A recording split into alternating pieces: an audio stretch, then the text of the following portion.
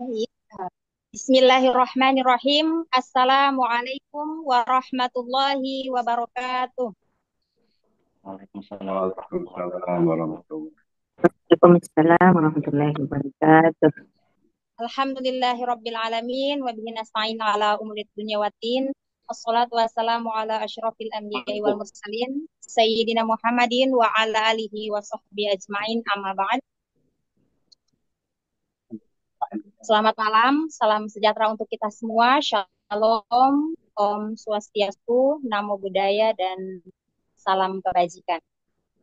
Yang kami hormati Kasubdit Bina Paham Keagamaan Islam dan Penanganan Konflik, izin kami sebut nama beliau yang terhormat Bapak Haji Dedi Slamet Riyadi MAG.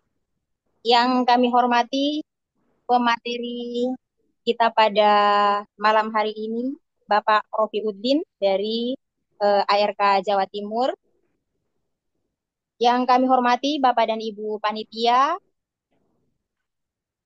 terkhusus teman-teman seluruh peserta ARK yang mengikuti Zoom pada malam hari ini. Pertama-tama, mari kita panjatkan puja dan puji syukur kehadirat Allah Subhanahu wa Ta'ala, Tuhan yang Maha Kuasa, atas limpahan rahmatnya kepada kita semua. Alhamdulillah, di malam hari ini kita bisa mengikuti kegiatan Zoom, Zoom meeting yang dalam kegiatan The Park yang diadakan setiap minggu. Kedua kalinya, salawat serta salam, mari kita aturkan kepada Nabi kita, Nabi Muhammad Sallallahu Alaihi Wasallam. Allahumma salli wa sallim wa barik alaihi.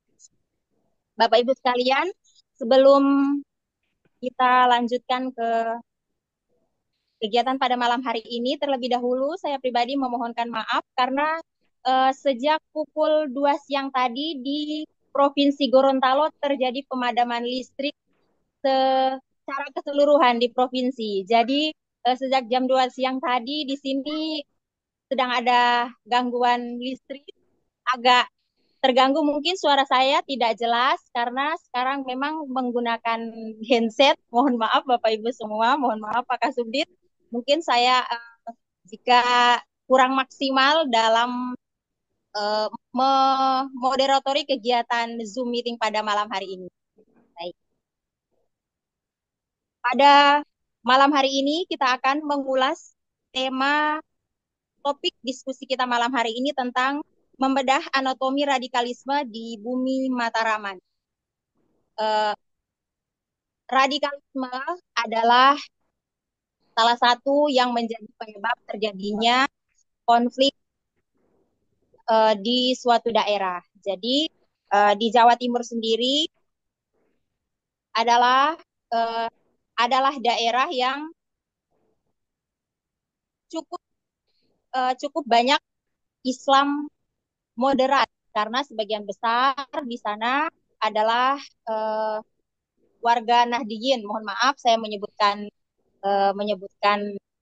label yang memang konsep beragamanya adalah moderat. Tapi ternyata dalam praktek keagamaan sehari-hari, dalam kegiatan interaksi, karena keberagaman tersebut itu juga menyebabkan terjadinya yang kita sebut dengan radikalisme atau pemikiran-pemikiran yang radikal yang tentunya berdampak kepada kerukunan, keharmonisan, serta ketertiban yang mengancam, mungkin bisa saja mengancam keutuhan dari negara kita yang tercinta. Bapak Ibu mohon maaf, apa suara saya terdengar dengan jelas, tidak terganggu dengan suara genset? Aman, Mbak. Aman. Jelas, Kak. Lanjut. Jelas Ibu. Lanjut. Baik, terima kasih. Ya, sebelum kita lanjutkan dengan pembahasan topik materi pada malam hari ini, karena terlebih dahulu kita akan mendengarkan pengantar dari Pak Kasubdit Bina Paham Keagamaan Islam dan Penanganan Konflik untuk memberikan pemantik diskusi kita pada malam hari ini. Yang terhormat Pak Kasubdit Bina Paham Keagamaan Islam dan Penanganan Konflik, kami silakan Bapak. Assalamualaikum warahmatullahi wabarakatuh. Waalaikumsalam warahmatullahi wabarakatuh. Salam, Om Swastiastu, Namo Buddhaya, salam kebajikan. eh, kawan-kawan semuanya yang saya hormati, eh, para peserta depak, diskusi penguatan atau resolusi konflik di semua daerah di Indonesia. Jadi ini depak ini meskipun dilaksanakan secara daring dan apa ya mungkin di luar jam kerja, tapi ini sifatnya skupnya itu nasional gitu. Jadi ini webinar nasional ini, nah pesertanya dari seluruh Indonesia. Dan juga yang saya hormati kawan-kawan panitia, ya belum tidak ada sebutan yang lain, ya kawan-kawan yang selama ini membantu kami gitu ya di BPKI, dari Bang Naib, Fatma dan lain-lain, dan kawan-kawan yang telah membantu terus terselenggaranya depak ini. Pertama mungkin saya mau sharing bahwa tadi siang, tadi pagi sebenarnya jam 10 pagi itu kami kedatangan tamu dari Irak, dari Syria juga dari Amerika gitu ya. Jadi ada dua organisasi yang datang, CSO, yang satu itu ICANN itu International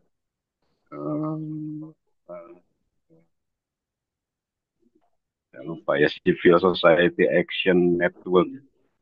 Itu semacam jaringan CSO ya, jaringan CSO yang basisnya itu di Amerika.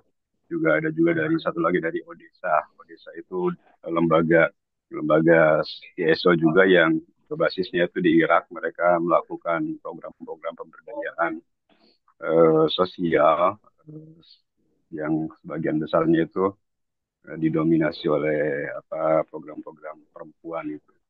Jadi tadi itu hampir itu semua yang datang itu perempuan. Ya baik dari empat itu, dari Odessa juga dari interpreter bahasa Arab dan interpreter bahasa Inggris. Jadi kita berbagi ICANN dengan Kementerian Agama secara khusus dengan Bina Paham Keagamaan Islam terkait dengan program-program penguatan dan pencegahan konflik, juga termasuk program penguatan kohesi sosial. Mudah-mudahan ada program-program yang kita bisa laksanakan secara lebih masif gitu ya. Ini karena saat ini saja kan misalnya itu ada pemangkasan anggaran khususnya untuk perjalanan gitu ya, untuk kegiatan juga ada pemangkasan anggaran yang besar, dan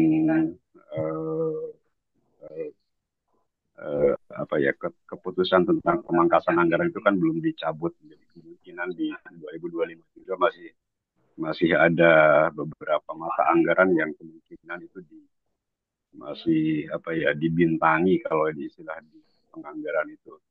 Jadi masih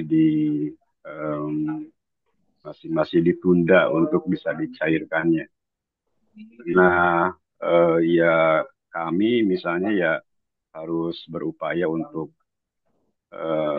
mencari kerjasama dengan atau dengan komunitas lain, atau mungkin bisa dengan negara-negara sahabat gitu ya, sehingga ya mudah-mudahan kita bisa terus menjalankan, dan diantaranya sepak, dan juga kami ingin ada juga semacam program refreshment training itu ya bagi para ARK yang sudah pernah mengikuti SPAK. Itu kita ada refreshment agar materi atau hal-hal yang pernah disampaikan dan dilaksanakan itu juga bisa terus buat program dan agenda penanganan konflik serta pencegahan konflik di Kementerian Agama. Nah, itu yang mungkin bisa kami sampaikan terkait dengan apa yang tadi siang kami lakukan. Terus yang kedua juga ya, kami terus mengingatkan bahwa kita sebagai ASN, sebagai ya mungkin ada teman-teman yang masih penyuluh agama honorer, mudah-mudahan bisa segera bergabung 3K maupun CPNS dan bisa lulus teman-teman ya menjadi bagian Kementerian Agama. Kami tak bosan-bosan untuk mengingatkan bahwa standing point kita itu sebagai pemerintah, dan pemerintah itu ya kewajibannya itu menjalankan konstitusi, kesepakatan bersama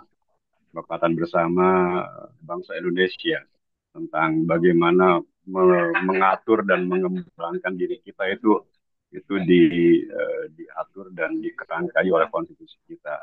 Konstitusi kita menjamin kebebasan berkumpul dan berserikat. Konstitusi kita menjamin kebebasan berpendapat.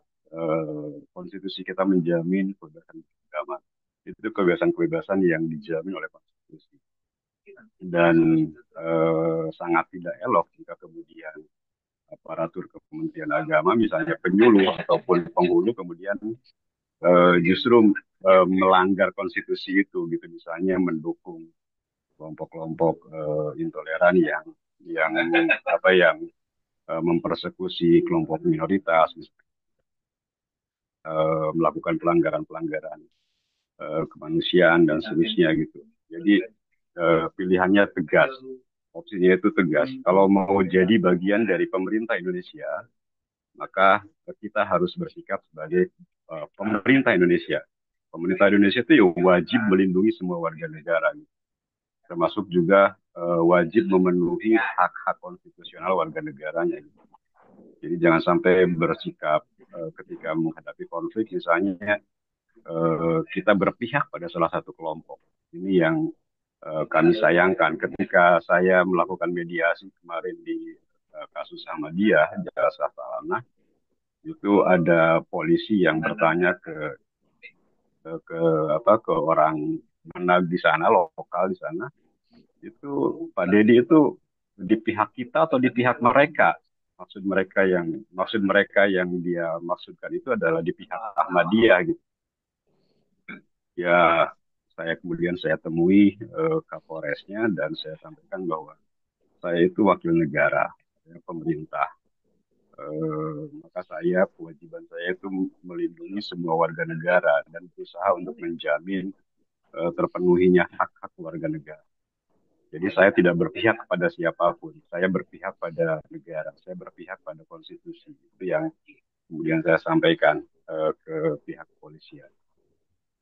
Saya tidak berpihak pada Ahmadiyah, saya juga tidak berpihak pada kelompok-kelompok yang menentang gitu ya.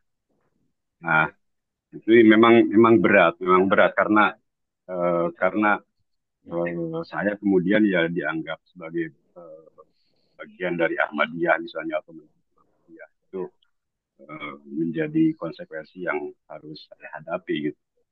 Jadi ya kawan-kawan juga mungkin pada tingkatan yang masing-masing akan menghadapi permasalahan seperti itu, dan mudah-mudahan ya dengan berbagai cara kita bisa menunjukkan keberpihakan kita pada kemanusiaan. Itu saja mungkin sebagai pemantik. Terima kasih Kak Sisna juga Mas Rafiuddin. Nanti mungkin akan berbicara tentang Mataraman, karena Mataraman ini vital banget ya dalam peta politik budaya Indonesia, itu vital banget. Kan masih Tidak hanya Jawa Timur, Jawa Barat, Jawa Tengah, tapi Jawa Barat juga sebagiannya ya dipengaruhi oleh Mataraman itu gitu ya. Ya, kami sampaikan terima kasih kepada Mas Rofiuddin, dan juga kami sampaikan mohon maaf karena dari Subdit belum bisa memberikan semacam apresiasi yang memadai buat kawan-kawan, baik penyelenggara maupun pengisi kegiatan ini. Terima kasih ya. Bismillahirrahmanirrahim. Assalamualaikum warahmatullahi wabarakatuh. Waalaikumsalam Waalaikumsalam warahmatullahi wabarakatuh. warahmatullahi wabarakatuh. Demikianlah pengantar dari Kasubdit Bina Keagamaan Islam dan Penanganan Konflik yang sudah memberikan motivasi, memberikan semangat, memberikan petunjuk di mana kita sebagai ARK untuk berpihak karena kita berdiri sebagai pemerintah, jadi sikap kita adalah netral. Jangan sampai kita menjadi salah satu ataupun terlibat dalam agenda-agenda provokasi ataupun agenda-agenda yang menjadikan kita menjadi radikal dan mengancam ataupun mengancam keutuhan NKRI atau negara kita. Bapak dan Ibu serta Zoom yang terhormati, selanjutnya kita akan masuk kepada sesi diskusi untuk membedah topik malam hari ini. Topik kita malam hari ini adalah membedah anatomi radikalisme di bumi Mataraman. Sebelum kita lanjutkan ke pemaparan materi, kita perkenalkan dulu pemateri kita pada malam hari ini. Narasumber kita adalah Bapak Rofiuddin STHI MPDI. Beliau adalah ARK 2022. Saat ini beliau Pak Rofi bertugas di KUA Kecamatan Ngariboyo, Kantor Kementerian Agama Kabupaten Magetan, Jawa Timur.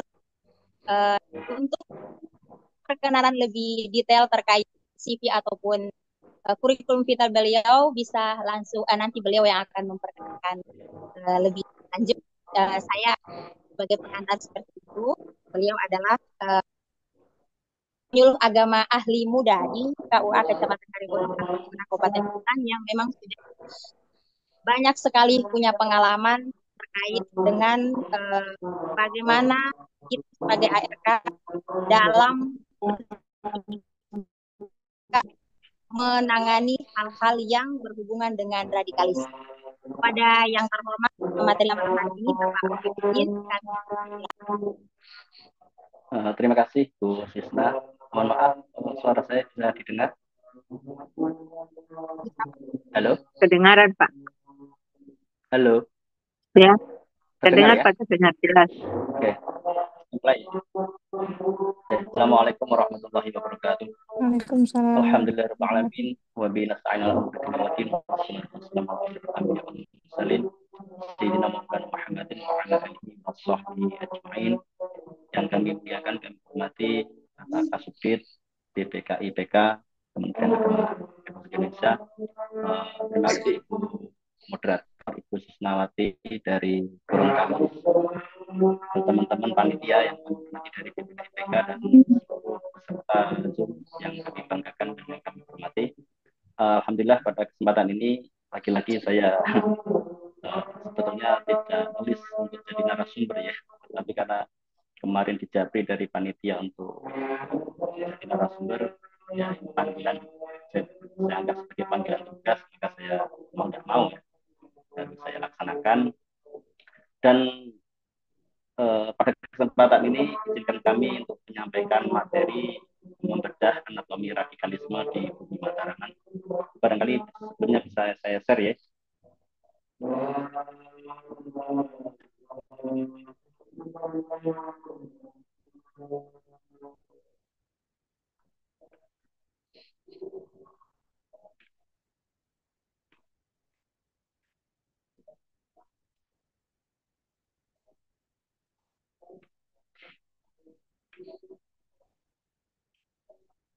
Halo, terdengar ya? Ya, aman, aman. Terdengar, Mas. Soalnya kok sepi sunyi gitu ya. Ini kebetulan materi yang kami sampaikan ketika kemarin ada Ikrom ya di Jakarta. Barangkali saya sampaikan di sini juga gitu. Kemarin ada teman yang tanya, dikira Mataraman itu daerah mana gitu. Barangkali sebelum kita membahas apa yang terjadi di Mataraman, perlu kami sampaikan bahwa Mataraman ini adalah wilayah yang saat ini kita sebut Karisidenan Madiun dan Karisidenan Kediri. Jadi ini adalah wilayah kebudayaan dari peninggalan Mataram Islam, Kerajaan Mataram Islam menyebut wilayah di Karisidenan Madiun dan Kediri ini sebagai wilayah Mataraman. Jadi, nah mengapa di wilayah ini kita sebut wilayah pertarungan ideologis? Kenapa? Karena dalam sejarahnya sejak dulu awal-awal kemerdekaan ini memang basis kaum abangan Kalau kita pakai kategori religius itu wilayah Mataraman adalah wilayah Abangan. Kenapa? Karena di tempat ini sempat nanti kita akan suguhkan datanya. Mengapa wilayah ini dulunya disebut wilayah Abangan, bahkan hingga sekarang juga akan para pengamat akan mengatakan wilayah Mataram ini wilayah Abangan. Nanti di Jawa Timur itu ada wilayah Mataraman, ada wilayah Arek, ada wilayah Tapal Kuda, ada wilayah Madura dengan karakteristik sendiri-sendiri. Nah, karakteristik wilayah Mataram ini adalah karakteristik yang Abangan. Jadi tidak otomatis Jawa Timur itu kemudian kaum santri semua itu tidak. Di wilayah Jawa Timur bagian barat itu berbatasan dengan Jawa Tengah itu banyak dipengaruhi oleh kebudayaan dari Mataram Islam. Jadi dari awal saya sampaikan bahwa di wilayah Mataraman ini adalah wilayah Abangan, wilayah pertarungan ideologis dari dulu sampai sekarang. Nah, nanti kita akan buktikan mengapa di Mataraman ini masih terjadi pertentangan ideologis radikal, baik nanti radikal kiri maupun radikal kanan. Barangkali karena agak banyak ini, maka akan saya kasih waktu berapa menit, Bu Sisna? Halo? Iya Pak, gimana?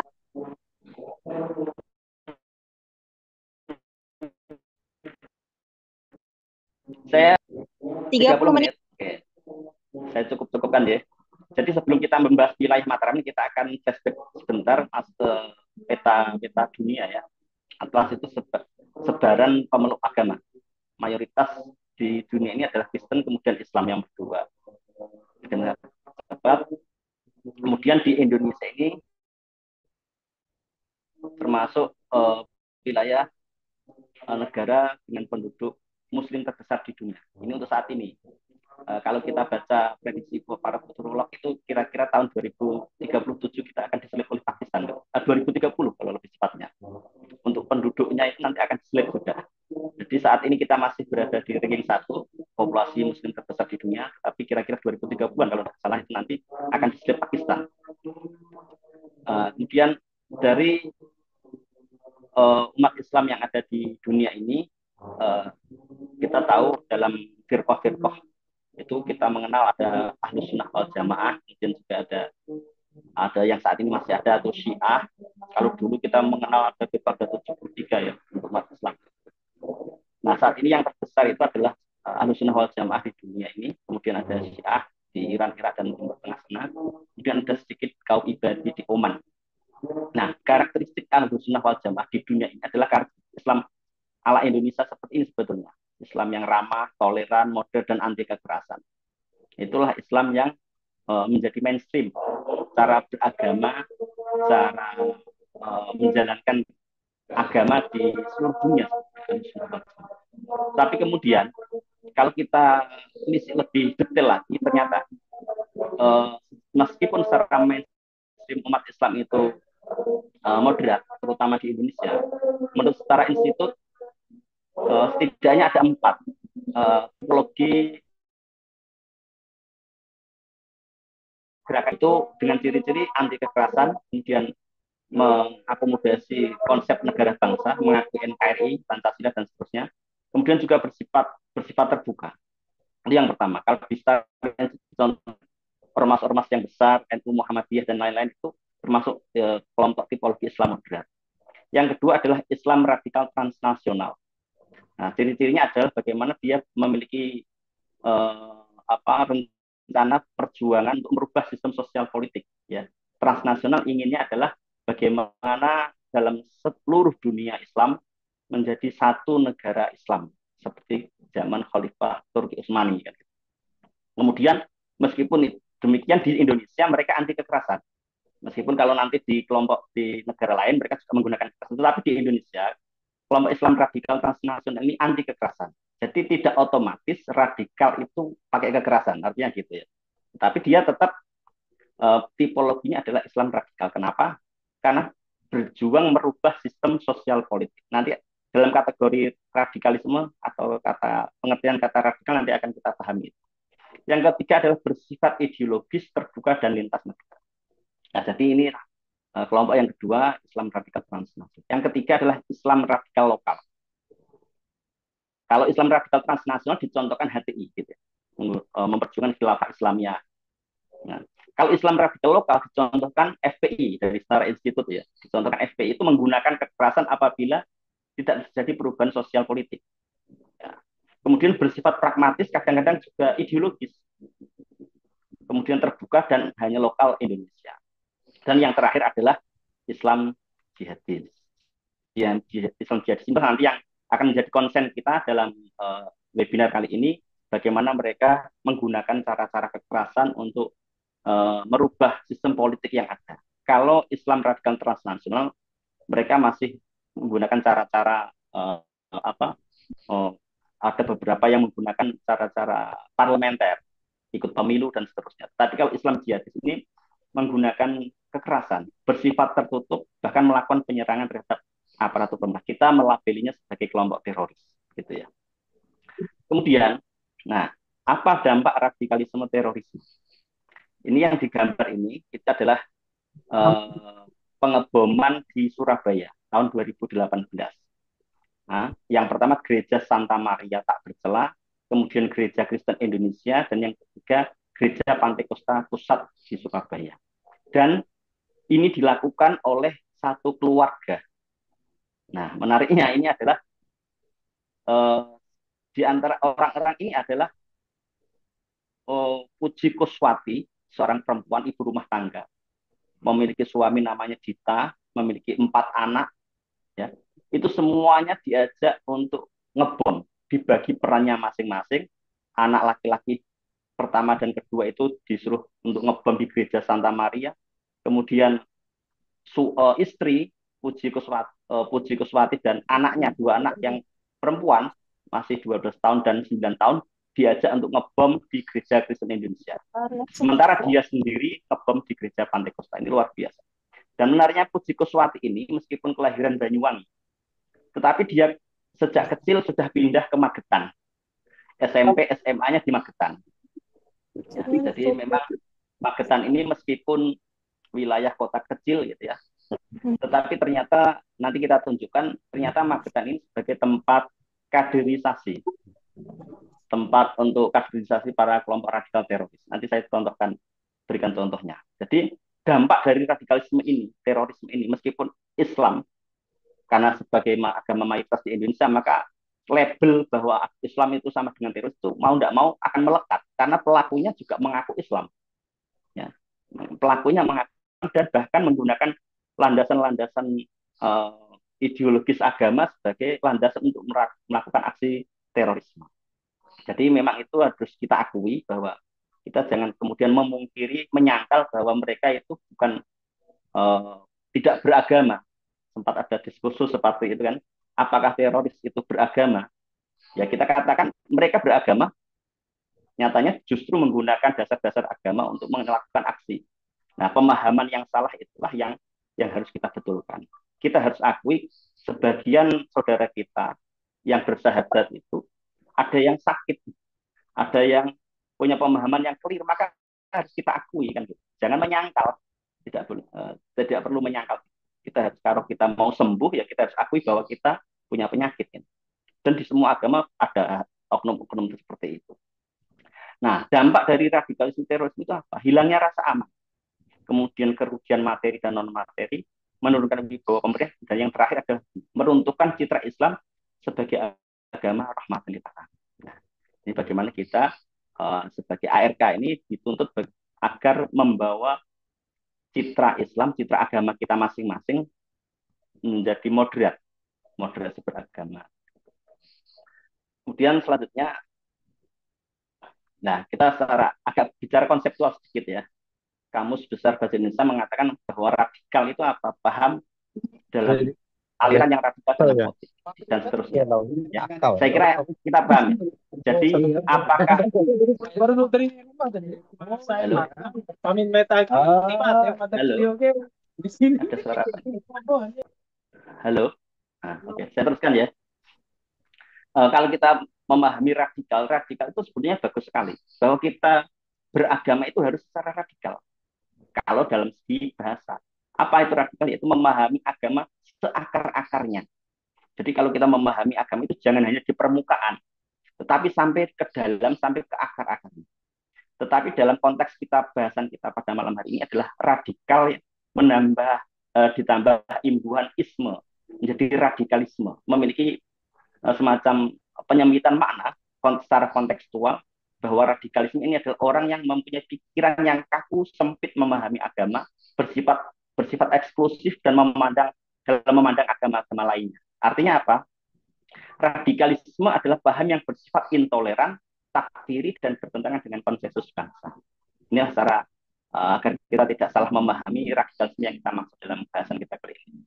Radikalisme itu berawal dari pemikiran, kemudian meningkat menjadi dalam sikap, lalu dilanjutkan dengan tindakan atau perbuatan. Saya kira ini kita sudah bisa pahami semuanya. Kita lanjutkan saja. Ini ciri-ciri radikal: intoleran, fanatik, eksklusif, revolusioner. Ini banyak versi ciri-ciri radikal dalam pendapat yang ini macam-macam. Tetapi saya kutip yang ini dari BNPT ya, intoleran, fanatik, eksklusif, dan revolusioner. Meskipun dalam versi lain juga muncul ciri-ciri yang lain juga. Nah, orang tidak otomatis menjadi teroris, tetapi pasti diawali dari tahap yang paling rendah. Orang bisa menjadi teroris itu tidak langsung menggunakan kekerasan ngebom, tetapi berawal dari namanya ada militansi. Orang militan itu apa? Orang yang pertama memiliki ciri-ciri intoleransi dan anti sistem. Jadi ketika ada orang kok sudah intoleran, apa itu intoleran? Tidak siap berbeda. Orang memandang orang yang berbeda dengannya dianggap salah. Itu intoleran. Tidak menghargai perbedaan. Kemudian jika sudah masuk kepada anti sistem, tidak percaya kepada negara dianggap togut dan seterusnya, maka dia sudah menggenapi ciri-ciri militansi. Militan dalam arti negatif ini ya. Kemudian kalau orang yang militan juga revolusioner, mengajak orang lain untuk bersikap yang sama, bersikap intoleran dan anti sistem, mengajak orang lain, mereka sudah masuk pada ciri-ciri radikalisme. Jadi indikator radikal itu adalah intoleran, anti sistem, dan revolusioner. Kemudian orang yang radikal tadi kok sudah menggunakan kekerasan, maka dia disebut ekstremis. Kemudian kalau ekstremis itu kemudian menggunakan cara-cara teror, ngebom dan seterusnya, maka itulah yang disebut teroris. Jadi tidak setiap orang radikal itu teroris. Ya, ada tentang ini adalah indikator bagaimana tahapan-tahapan orang menjadi teroris itu tidak langsung loncat, tapi biasanya beberapa pengakuan testimoni mantan teror itu memang seperti itu. Mulanya intoleran, dimulai dari intoleran. Ya, kalau kita baca di medsos itu kan indikasi-indikasi itu ternyata sudah banyak sekali.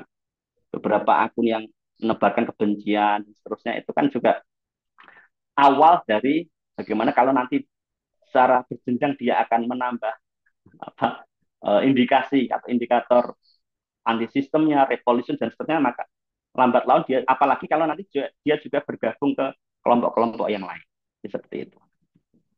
Nah, orang menjadi radikal itu kadang-kadang dia meradikalisasi dirinya sendiri, baca buku, nonton video, terpapar di medsos, terpengaruh dengan tokoh-tokoh karismatik, kemudian dia merasa setuju, merasa cocok, kemudian tidak ada yang mengajak dia sendiri menjadi radikal, namanya radikalisasi individu. Kemudian ada radikalisasi kelompok, di mana kelompok teroris itu mencari mempengaruhi individu yang rentan. Jadi memang mereka disasar, maka menjadi radikalisasi kelompok. Itu tahapannya. Kemudian bagaimana caranya? Kalau dalam BNPT ini sebetulnya ada 3 cara. Yang pertama adalah kontraradikalisasi. Kontraradikalisasi ini untuk orang-orang yang belum terpapar. Orang yang belum terpapar, orang-orang umum, orang-orang moderat, itu tidak bisa kita diamkan. Sebab kalau kita diam, kalau ada kelompok-kelompok teror itu, kelompok-kelompok radikal itu dalam tanda kutip berdakwah kepada mereka, mengajak mereka ikut kelompoknya, maka kalau tidak kita bentengi dengan kontraradikalisasi, maka lambat laun mereka akan ikut. Maka kontra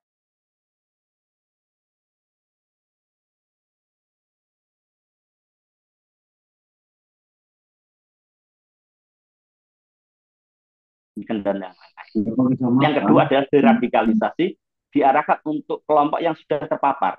Mereka yang sudah terpapar, sudah intoleran, sudah anti sistem dan seterusnya tadi, 4 skala radikalisasi tadi, kalau itu mereka sudah terjangkiti dan terpapar, maka caranya adalah dengan cara deradikalisasi, baik di dalam lapas maupun di luar lapas.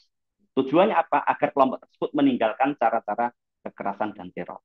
Dan yang ketiga sebetulnya adalah kesiapsiagaan nasional. Itu mudah-mudahan tidak akan terjadi di Indonesia, karena itu bisa terjadi ketika situasinya seperti Suriah saat ini. Misalnya ada kelompok pemberontak yang kemudian menggulingkan pemerintahan, ya, atau kelompok-kelompok teroris itu kemudian berhasil menggulingkan pemerintahan, maka cara yang terakhir adalah kesiapsiagaan nasional. Itu seluruh elemen bangsa tanpa pandang bulu harus ikut andil untuk membela negara. Jadi untuk sementara ini yang bisa kita lakukan adalah kontraradikalisasi dan deradikalisasi. Nah, kita akan lebih bagaimana tahapan-tahapan orang itu kemudian memiliki nalar teroris. Karena menganggap pertama Islam itu total atau kafah. Mereka sering menggunakan kata-kata di dalam Al-Quran, udkhulu fis-silmi kafah, masuklah ke dalam Islam secara sempurna. Padahal secara kalau gramatikal, secara nahwu, kalau saya mengutip pendapatnya Kiai Masjid Mustamar itu, udkhulu fis-silmi kafah itu sebetulnya bukan diartikan masuklah kamu ke dalam Islam secara kafah, secara sempurna, tetapi masuklah kamu semua ke dalam Islam. Nah, jadi udkhulu itu jamak, kafah itu jamak, silmi itu mufrad. Jadi tidak dalam artian Islam yang sempurna, bukan, tapi kafahnya itu kembali pada kalian semua. Jadi masuklah ke dalam Islam, kalian semua ke dalam Islam, bukan kok masuklah ke dalam Islam sejak yang kafah dengan cara kafah. Seakan-akan kita sudah Islam, sudah syahadat, itu belum kafah. Itu pemahaman yang kurang benar menurut Kiai Masjid Mustamar. Karena pemahamannya mereka Islam itu total, Islam kafah, termasuk dalam hal politik, karena sistem negara ini dianggap bukan negara Islam, ya, masih negara tauhid, karena tidak menggunakan Al-Quran sebagai landasan, sebagai konstitusi, maka mereka menganggap NKRI mereka tolak. Maka apa yang terjadi? Menggunakan cara-cara jihad dengan serangan wajib. Karena saat ini mereka menganggap Indonesia ini masih darul harb, negara yang dalam kondisi berperang. Jadi mereka akan menyasar orang-orang yang akan menghalangi niat mereka untuk mendirikan negara Islam. Maka ada kategorisasi minna atau minhum. Kalau tidak sesuai dengan mereka, maka minhum dianggap kafir. Yang menghalangi jihad syariah penegakan negara Islam dianggap tauhid, dan tauhid itu halal darahnya, harta bendanya halal menurut mereka. Karena disamakan dengan dalam mengapa harta benda di luar kelompok mereka dianggap halal? Mereka menyamakan ketika dalam fikih itu, ketika misalnya kita bertemu dengan kambing yang memakai kalung emas di tengah hutan, yang jelas tidak mungkin itu ada pemiliknya, maka emas itu boleh kita ambil. Secara fikih kan itu, karena dianggap lukoto, dianggap barang temuan, karena nggak mungkin kok kambing kok punya kalung emas. Emas yang ada dalam binatang itu dianggap halal karena dianggap tidak ada pemiliknya. Karena kita ini kira-kira dianggap kambing kira-kira. Karena tidak sesuai dengan mereka, maka harta benda kita itu dianggap halal. Maka mereka tidak segan-segan untuk melaksanakan aksi perampokan. Pernah terjadi di Medan itu kan, merampok bank. Yang menganggap harta di luar kita ini adalah halal. Harta benda di luar mereka itu halal. Kemudian kalau dalam melaksanakan tujuan tersebut, mereka mati atau membunuh, itu sama-sama masuk surga. Kalau mereka menganggap mereka berhasil membunuh TNI atau polisi misalnya, karena dianggap tauhid, representasi negara, karena mereka berhasil mereka menganggapnya sebagai mujahid. Tetapi kalau mereka yang mati, mereka menganggapnya syahid. Jadi baik mujahid maupun syahid sama-sama masuk surga. Maka banyak mereka dan masuk surga dalam kategori syahid itu bighairi hisab, masuk surga tanpa hisab. Jadi meskipun punya banyak dosa, tetapi kalau dia berjihad kemudian mati terbunuh dengan syahid, maka mereka masuk surga disambut 70 sekian bidadari kan gitu ya. Kan mereka banyak yang tertarik kan gitu. Saya kira teman-teman ARK tidak ada yang tertarik seperti itu ya, pemahaman-pemahaman ekstrim seperti ini. Nah, kemudian ini belum masuk yang spesifik Magetan. Lah ini kita akan masuk ke Mataraman. Magetan sebagai wilayah Mataraman. Yang pertama, Magetan ini wilayahnya perbatasan Jatim dan Jawa Timur dan Jawa Tengah. Ya. Di Gunung Lawu sebelah timur itu Magetan, sebelah baratnya Karanganyar dan Solo. Ya. Jadi ada di perbatasan dan kita tahu Karanganyar Solo dari dulu itu memang wilayah-wilayah abangan. Termasuk akhirnya secara kebudayaan juga merembet ke daerah sekitarnya di wilayah Mataraman. Kemudian secara persentase pemeluk agama data BPS itu mayoritas Islam, mayoritas Muslim. Kemudian bahkan ada setidaknya 15 aliran kepercayaan atau aliran kelompok kejawen. Kita data apa itu kelompok kepercayaan? Itu kelompok yang kita dulu sempat menganggapnya sebagai animisme dinamisme atau agama Jawa kuno. Mereka yang dulu menolak masuknya Islam, kemudian memiliki kepercayaan sendiri. Nah, itulah sisa-sisanya itu adalah mereka yang meskipun dulu KTP-nya Islam, tetapi saat ini mereka sudah bisa memasukkan kepercayaan ini ke dalam KTP. Saya pernah ketemu dan pernah foto KTP-nya. Ternyata penghayat kepercayaan itu ada, tidak menyirikan agama Islam seperti yang dulu-dulu itu. Kemudian di Magetan ini mayoritas pesantren itu generasi pertama. Ya, jadi bisa kita bayangkan pesantren tertua itu tahun 1835. Ya, itu adalah pengikutnya Diponegoro setelah era Perang Jawa berakhir 1830. Kemudian para pengikutnya itu nyebar dan salah satunya nyebar di Magetan, mendirikan pesantren di Tegalrejo itu tahun 1835. Itu tertua. Tapi sebagian besar itu hanya generasi pertama atau kedua. Jadi memang mulai menghijau itu baru-baru ini. Kemudian yang kelima, di masa lalu di Magetan termasuk Mataraman ini basis kelompok radikal kiri atau PKI. Itu bisa kita lihat di hasil pemilu, ya, hasil pemilu tahun 55, kemudian untuk DPR pusat, untuk DPRK, DPR kabupaten itu tahun 57, jadi tidak sama waktu itu. Itu lagi-lagi menang PKI. Nanti kita tunjukkan datanya. Masa lalunya basis PKI dan masa ini basis kelompok radikal kanan. Ada datanya nanti saya tunjukkan. Jadi sekarang ini basis kelompok basis teroris. Nah ini saya perjelas tadi, ini sumbernya dari Herbert ini. Dari ini ada datanya se-Indonesia sebetulnya, tapi saya kutip, saya screenshot yang Jawa Timur, ada juga sebagian Jawa Tengah ya. Jadi di Madiun dan Kediri ya nomor 5 dan 6 ini semuanya menang PKI nomor 1 itu. Jumlah perolehan suara untuk tahun 55 ya menang PKI. Kemudian khusus di Mataraman, mulai dari Magetan, Karanganyar, Madiun dan Karanganyar Kediri, ini semuanya menang PKI kecuali satu Nganjuk. Itu pun selisihnya sedikit, antara selisih 2 suara anggota DPRK. Dulu istilahnya DPRK, Dewan Perwakilan Rakyat Daerah Kabupaten. Tapi semuanya itu menang PKI semua ini. Termasuk Magetan, dari 35 kursi DPRD Magetan waktu itu, 18 itu menang PKI. Nah, saya dapat cerita dari orang-orang Magetan sendiri. Dulu memang luar biasa PKI termasuk di Magetan ini. Bagaimana ketika pawai besar-besaran seperti kalau kita sekarang ya kayak karnaval gitu ya. Itu antara kepala sama ekor itu sampai ketemu. Saking banyaknya orang PKI ketika pawai akbar. Ya, ketika show of force-nya PKI ketika itu luar biasa.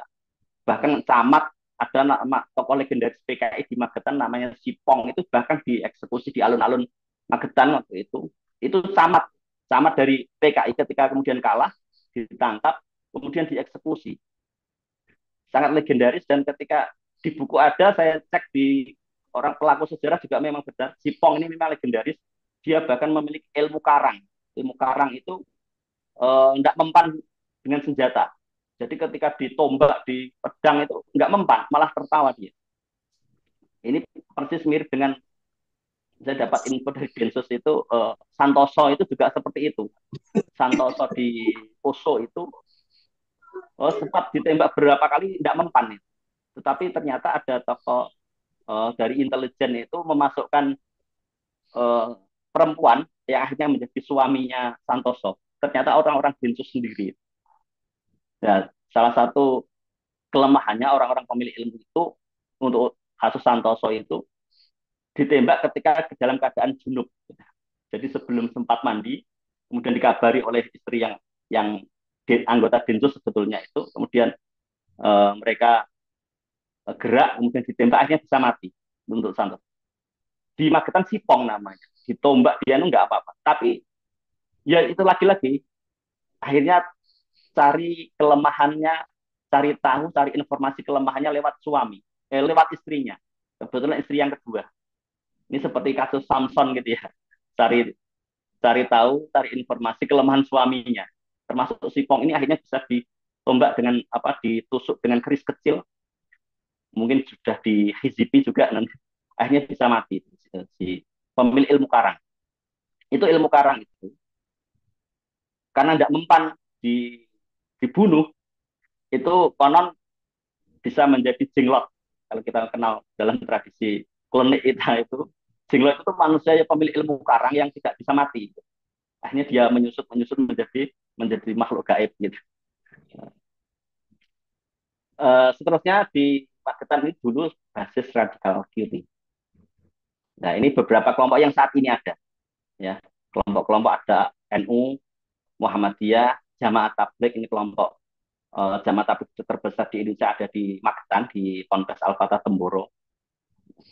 Kemudian ada MTA, DLDI, ada Salafi, ada DDII, Dewan Dakwah Islamiyah Indonesia, Neo Masyumi. Bahkan di DDI Magetan ini punya pondok Ma'had Ali, namanya Pak Ma'had Ali Fatimah Az-Zahra, khusus perempuan, untuk mahasiswi perempuan, pondok penghafal Al-Quran pertama di Indonesia itu ada di Magetan, untuk yang berafiliasi ke DDI. Kemudian juga ada HTI, ya, sempat selalu ada aksi-aksi di Magetan, itu juga penggeraknya orang-orang HTI dulu. Kemudian ada pesantren yang berafiliasi ke Jamaah Islamiyah, Al-Muslimun dan Darul Wahyain. Darul Wahyain ini adalah pesantren yang diasuh oleh putranya Abu Bakar Ba'asyir. Jadi menjadi orang Magetan. Kemudian juga ada kasus-kasus terorisme terkait ISIS yang tertangkap. Kemudian ada datanya sekitar 42 di Magetan, baik yang masih di lapas maupun yang sudah keluar. Nah ini sebetulnya, mohon maaf, sebetulnya dokumen bersifat rahasia. Petunjuk teknis pendampingan pada sasaran deradikalisasi untuk memetakan kondisi radikalisme atau terorisme di Jawa Timur. Dan di Jawa Timur ini mulanya awalnya adalah sisa-sisa dari Jamaah Islamiyah, terutama oleh Hispan. Hispan itu adalah Haji Ismail Pranoto dari Jawa Tengah.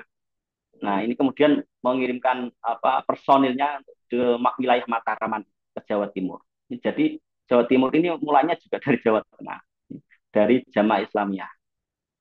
Kemudian mohon maaf yang belum tercover ya, ini data kita dapat dari BNPT. Mungkin Sulawesi Tengah belum ada ya di sini. Tapi untuk khusus yang Jawa Timur yang saya lingkari ini ternyata kira-kira seimbang dengan Jawa Barat ya, kira-kira. Banyaknya sebaran pelaku teror. Dan nomor satu adalah Kabupaten Magetan. Dan sekitar tahun 2020 itu dari 3 provinsi dengan peningkatan tertinggi di 3 provinsi itu, salah satunya itu adalah Jawa Timur. Dan Jawa Timur peningkatan jumlah terorisnya yang paling tinggi adalah Magetan, sekitar tahun 2020. Ini luar biasa, padahal kota kecil.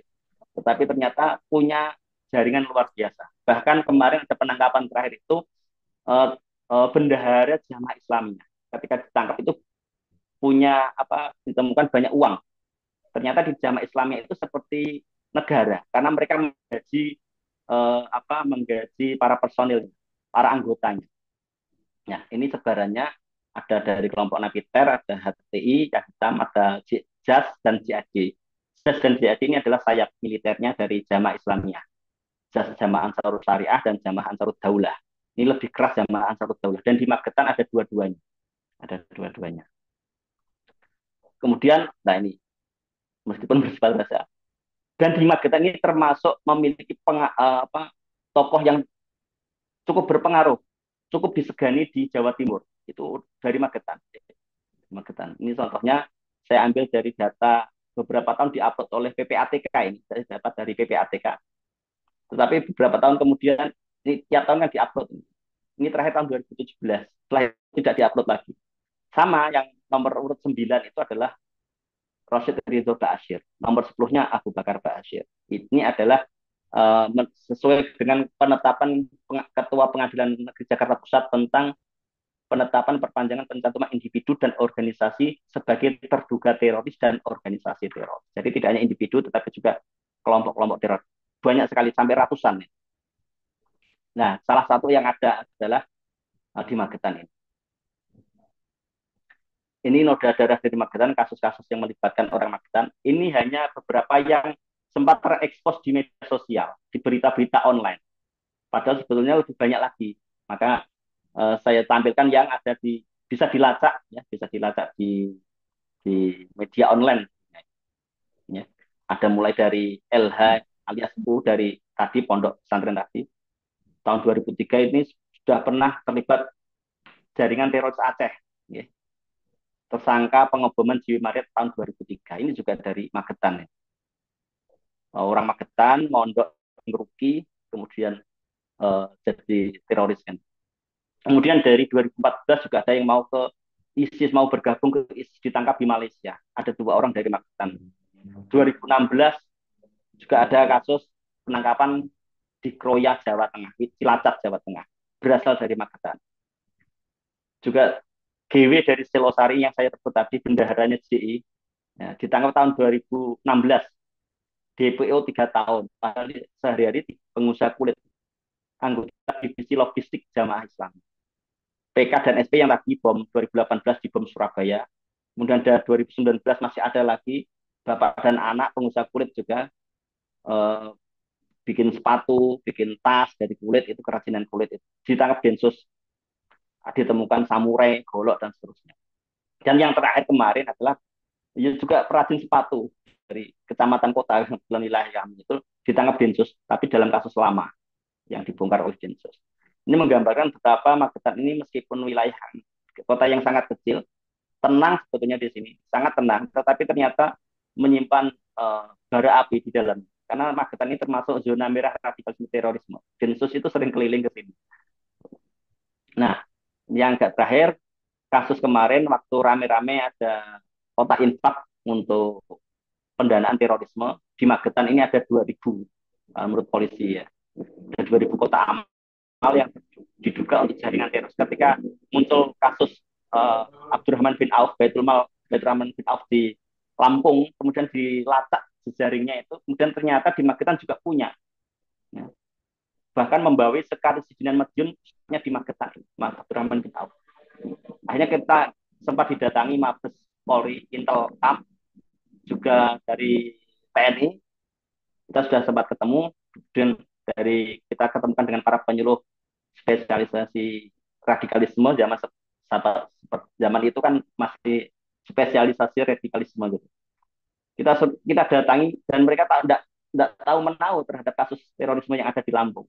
Akhirnya mereka tutup Abdurrahman bin Auf. Dan ternyata setelah ditelusuri ada 6 di Magetan ini lembaga-lembaga filantropi yang menggunakan sedekah infak dari orang-orang itu ternyata untuk pendanaan terorisme. Meskipun orang-orangnya itu saja, tetapi mereka menggunakan banyak nama. Nah, seperti itu. Saya kira yang terakhir, barangkali simpulan dari pembahasan kita, saya berharap nanti lebih banyak diskusinya sebetulnya. Jadi dari sejak era DITI hingga ISIS sekarang ini Indonesia belum terbebas dari paham radikal, termasuk di Magetan. Berbagai paham transnasional berulang kali mencoba meruntuhkan Pancasila dan NKRI. Kita sudah tahu sejarahnya ya. DITI, kemudian sekarang ada Jamaah Islamiyah, ada JAT, JAD, JAS dan sebagainya. ISIS, Al-Qaeda itu juga punya afiliasinya di sini. Paham radikal yang ekstrim, yang menghalalkan dari semua orang yang berbeda kelompoknya. Ini karena mereka menganggap tadi nalar radikalismenya menganggap mereka yang tidak sama dengan mereka itu dianggap tauhid, tauhid itu dianggap halal darahnya karena menghalangi tujuan mereka mendirikan syariat Islam karena syariat Islam itu harus karena Islam itu dianggap sempurna termasuk dalam sistem politik. Nah, Indonesia belum menggunakan negara Islam maka dianggap masih darul harb, dianggap masih negara dalam kondisi perang. Maka baik melalui jargon khilafah Islamiyah, daulah Islamiyah hingga NKRI bersyariah yang dipopulerkan oleh FPI, NKRI bersyariah, menganggap seakan-akan NKRI ini belum menjalankan syariat Islam. Padahal di Kementerian Agama kan banyak sekali diurusi oleh negara. Nah, paham-paham tersebut nyatanya telah mengancam keputusan NKRI dan Pancasila. Jadi saya kira itu teman-teman semua, Bapak Ibu yang kami hormati, yang materi yang dapat kami sampaikan, kurang lebihnya mohon maaf. Allahumma wassalamualaikum warahmatullahi wabarakatuh. Waalaikumsalam warahmatullahi wabarakatuh.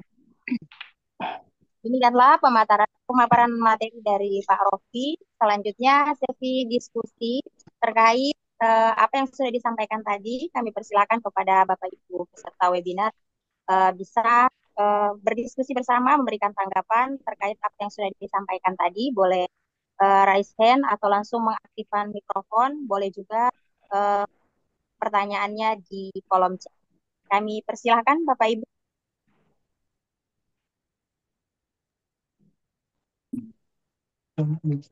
Baik. Assalamualaikum. Silakan Bapak. Waalaikumsalam. Silakan Bapak. Bisa diizinkan ini dari Gunawan Bima? Silakan Pak Gunawan. Ya baik. Oke, baik, Bismillah. Ini lagi-lagi saya juga terlambat mengikuti ini di pertengahan penjelasan begitu Bapak ya. Cuma yang saya bisa tangkap tadi yang pertama yang terkait dengan informasi yang nampaknya baru saya dengar juga ya terkait dengan Santoso yang memiliki istri gitu ya. Kemudian Santoso yang apa namanya komandan MIT Mujahidin Indonesia Timur juga memiliki apa namanya ilmu kebal begitu ya. Ya. Ya, kita tahu sendiri juga Santoso juga punya istri juga yang ada di Bima, namanya Ummu Delima itu ya, Jumiatun, alias Ummu Delima. Cuma yang saya menambah informasi buat saya pribadi itu istrinya yang Santoso yang disusupkan ke dalam itu barangkali ada inisial namanya atau ada yang bisa saya nyambung lah begitu ya. Saya soalnya baru saya dengar gitu ya. Karena terus terang saya mengenal Santoso ini seperti abang sekali sendiri gitu kan gitu ya. Itu pertama. Kemudian kedua terkait dengan tingkatan radikalisme ini.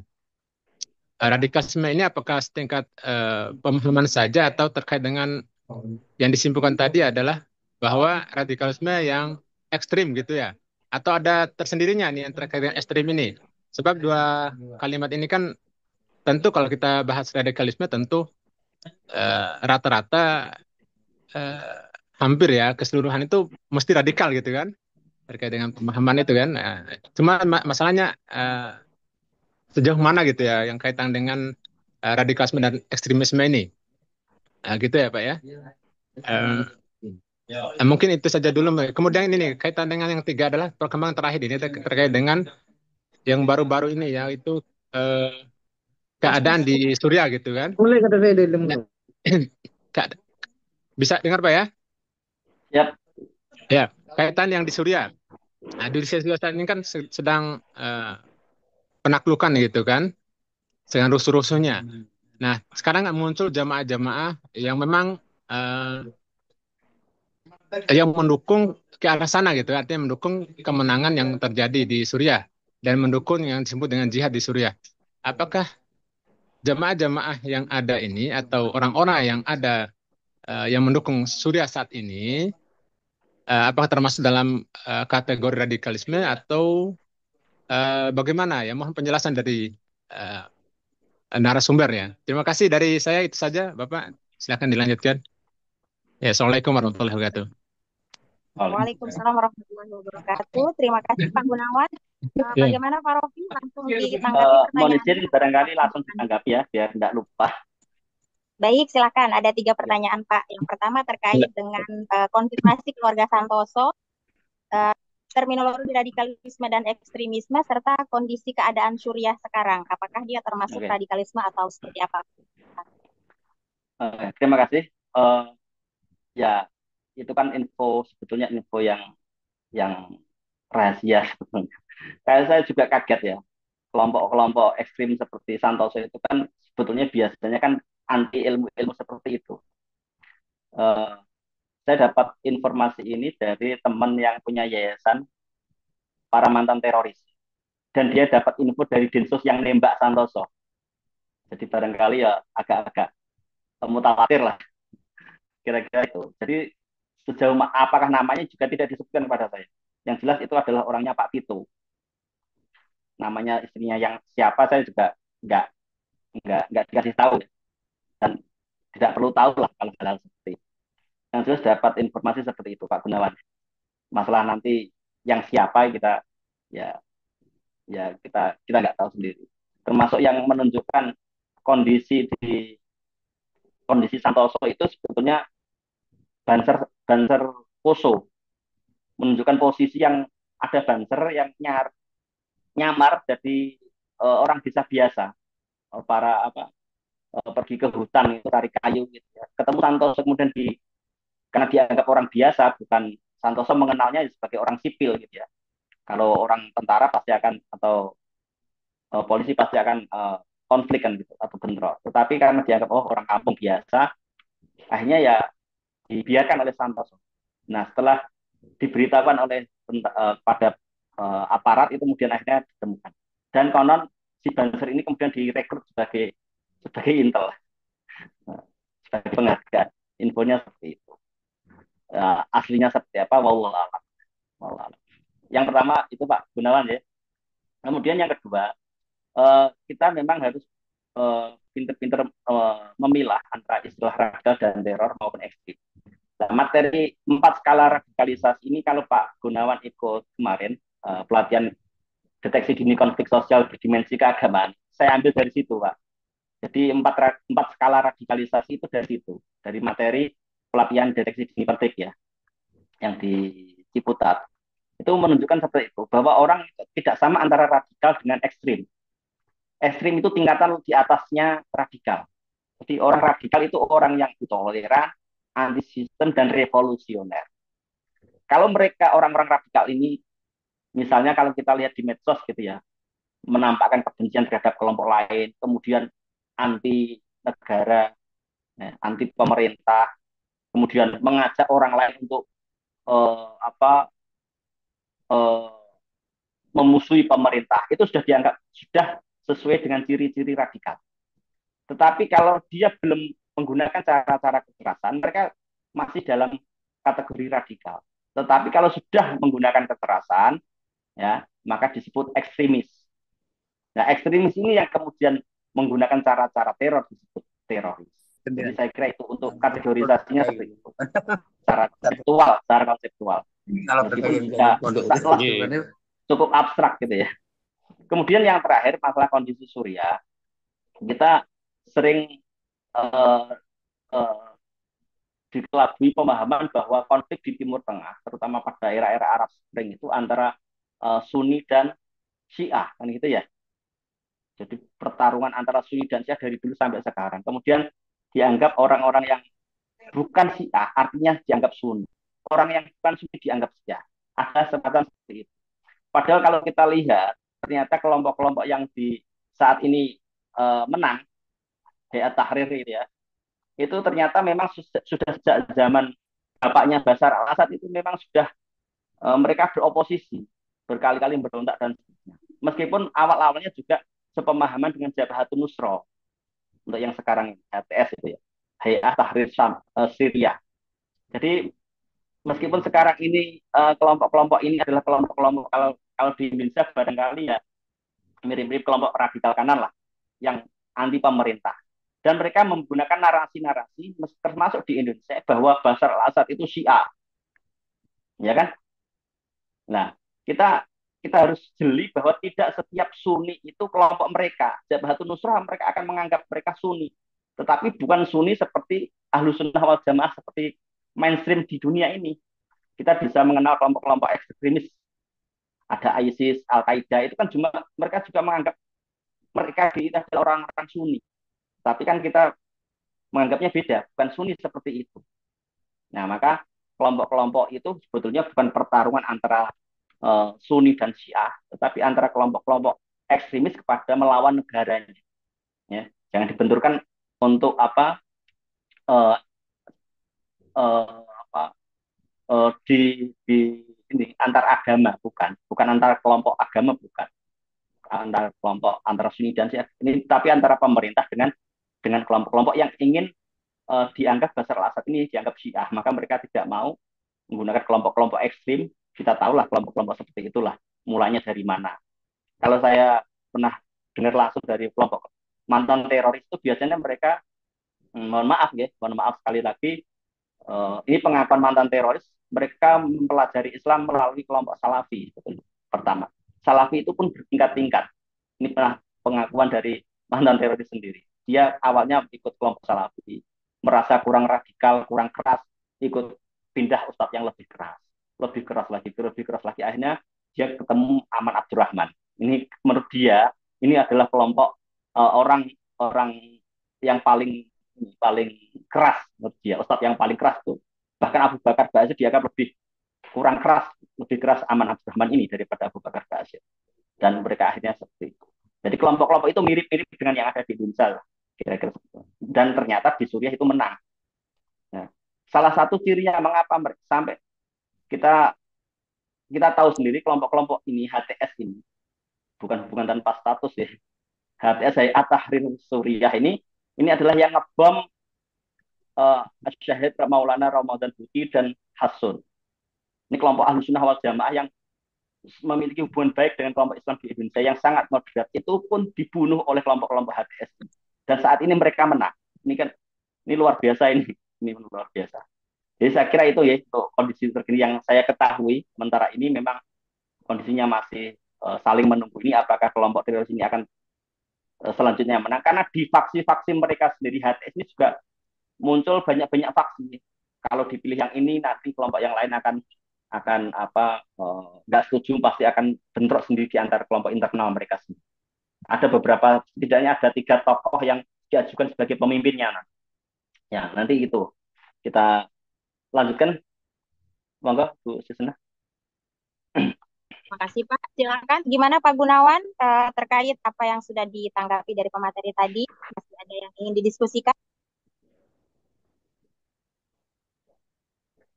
Coba saya buka ya. Yang lain. Terkait ini, belum jelasnya untuk saat ini, ketika ini kan dampak yang terjadi di Suriah dan Irak itu kan imbasnya juga kan ke Indonesia. Nah, sementara ini kan sekarang jamaah-jamaah yang disebutkan tadi ada ISIS, ada JAT, ada JAS, ada JI gitu, jamaah Islamnya. Nah, ada beberapa kelompok itu kan juga kan saat ini mendukung gitu kan. Mendukung terkait dengan jihad Suriah saat ini yang disebut yang berperang melawan pemerintah gitu ya, pemerintah Basar al-Assad itu ya. Nah, apakah ini terkait dengan jamaah-jamaah ini? Apakah bisa kita simpulkan bahwa ini adalah termasuk jamaah-jamaah yang radikal atau bagaimana gitu ya? Karena juga kan ada juga jamaah, ada juga oknum-oknum juga yang terkait dengan dukungannya ke Suriah itu, gitu. Silakan Pak, mau diperjelas lagi. Oke. Jadi era-era ketika beberapa tahun yang lalu ketika ISIS pertama kali muncul itu kan muncul euforia para simpatisannya di Indonesia. Di beberapa titik di kota-kota di Indonesia itu muncul banyak bendera-bendera ISIS di mana-mana kan gitu ya. Bahkan sempat divideokan, sempat rame. Dan kalau kita telisik ternyata yang mendukung itu tidak sesederhana kita membayangkan di Suriah itu seperti kalau ini berarti ini, bukan. Bahkan di antara kelompok mereka sendiri juga berbeda-beda pandangan. Meskipun dulu juga ikut Jabhatun Nusra, tetapi akhirnya HTS ini dulunya juga sebelum ada ISIS kan, ISI kan itu, belum ada Suriah kan, tentunya masa isi. Mereka juga sempat bersatu, tapi kemudian pecah sendiri-sendiri. Kalau di Indonesia sendiri, kalau dulu kita pahami ada MMI, Majelis Mujahidin Indonesia. Itu dulu kan afiliasinya ke Al-Qaeda. Kalau di yang JI, Jamaah Islamiyah ke ISIS. Meskipun itu juga tidak bisa kemudian otomatis seperti itu. Ternyata dalam banyak perspektif mereka juga kadang-kadang saling berjejaring sendiri-sendiri. Jadi tidak bisa mengatakan bahwa MMI 100% ke sini, Al-Qaeda tidak bisa. Bahkan ada yang mengatakan MMI itu ke Majelis Mujahidin, itu ke ISIS juga ada yang mengatakan seperti itu, ada yang ke Al-Qaeda. Nah, jadi kita lihat perkembangannya nanti bahwa di HTS ini sendiri, satu itu baru beberapa hari kan gitu ya. Baru beberapa hari. Kita belum bisa membayangkan nanti dampaknya ke Indonesia seperti apa. Karena meskipun Jamaah Islamiyah sendiri secara resmi sudah dibubarkan, tetapi masih banyak kan orang-orang yang tidak setuju terhadap pembubaran itu. Nah, kelompok-kelompok ini masih kita lihat, masih kita lihat bagaimana nanti respon mereka ke, ke terhadap kemenangan atau hasil uh, pemberontakan itu, kudetanya yang sekarang ini berhasil. Saya kira gitu Pak Gunawan. Jadi kita tidak bisa terburu-buru untuk menjawab nanti dampaknya di Indonesia seperti apa, karena saat ini masih masih bergejolak, masih bergejolak. Termasuk nanti apakah tentaranya melakukan perlawanan atau ikut HTS kan? Mau sebelumnya perang tiba-tiba jadi bawahannya kan? Nah, itu kan juga belum bisa di ini kan dikonfigurasikan. Saya kira itu Pak. Ini bisa panjang ini kalau kita bahas terus ini. Ya, baik. Kasih. Lanjut Pak, lanjut. Kita lanjut pertanyaan selanjutnya. Lanjut ya. Bapak Ibu. Ada pertanyaan juga di kolom chat, boleh dibaca. Baik, Pak Rofi, ini ada 2 pertanyaan di kolom chat. Yang pertama dari Pak Eka, meminta informasi terkait wanita yang ditusukkan Santoso yang menjadikan istrinya. Apakah infonya valid dan kalau bisa mungkin bisa disebutkan nama kita. Pertanyaan selanjutnya dari Pak Bambang, terkait tahap awal bagaimana tentang cara mendeteksi tahap awal aliran pemahaman radikalisme serta kira-kira bagaimana ciri-ciri tahap awal dari aliran menyimpang atau aliran radikalisme ini, Pak? Silakan. Oke. Terima kasih untuk pertanyaan. Untuk yang pertama tadi sudah saya jawab ya. Jadi info itu saya dapat dari teman yang punya yayasan para mantan napiter, dan kemudian dia kasih tahu, diberi informasi oleh Densosnya yang nembak Santoso. Jadi clear ya.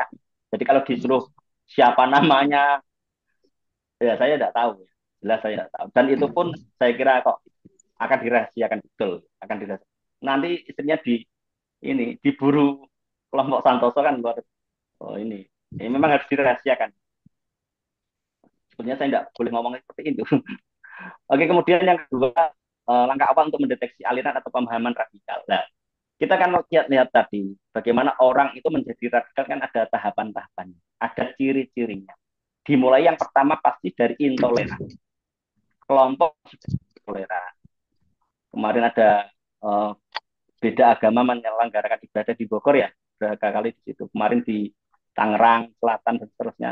Itu adalah salah satu contoh kelompok intoleran, tidak siap berbeda. Ya, tidak siap berbeda. Kalau ada kelompok yang tidak sesuai pemahamannya, maka akan dimusuhi, ditolak. Itu tahap awal. Nah, orang radikal itu yang pertama berawal dari pemikiran, pemahaman keagamaannya. Orang yang kaku memahami agama secara letterlek, maka kalau kita lihat secara epistemologis, memahami agama itu ada 3 ya. Termasuk orang-orang yang kaum Asariyah, kelompok-kelompok literal, tekstualis, ini kan memahami agama apa adanya, tidak secara kontekstual. Jadi ketika memahami tidak sesuai teks, maka dianggap salah dan harus value biadi, kan gitu.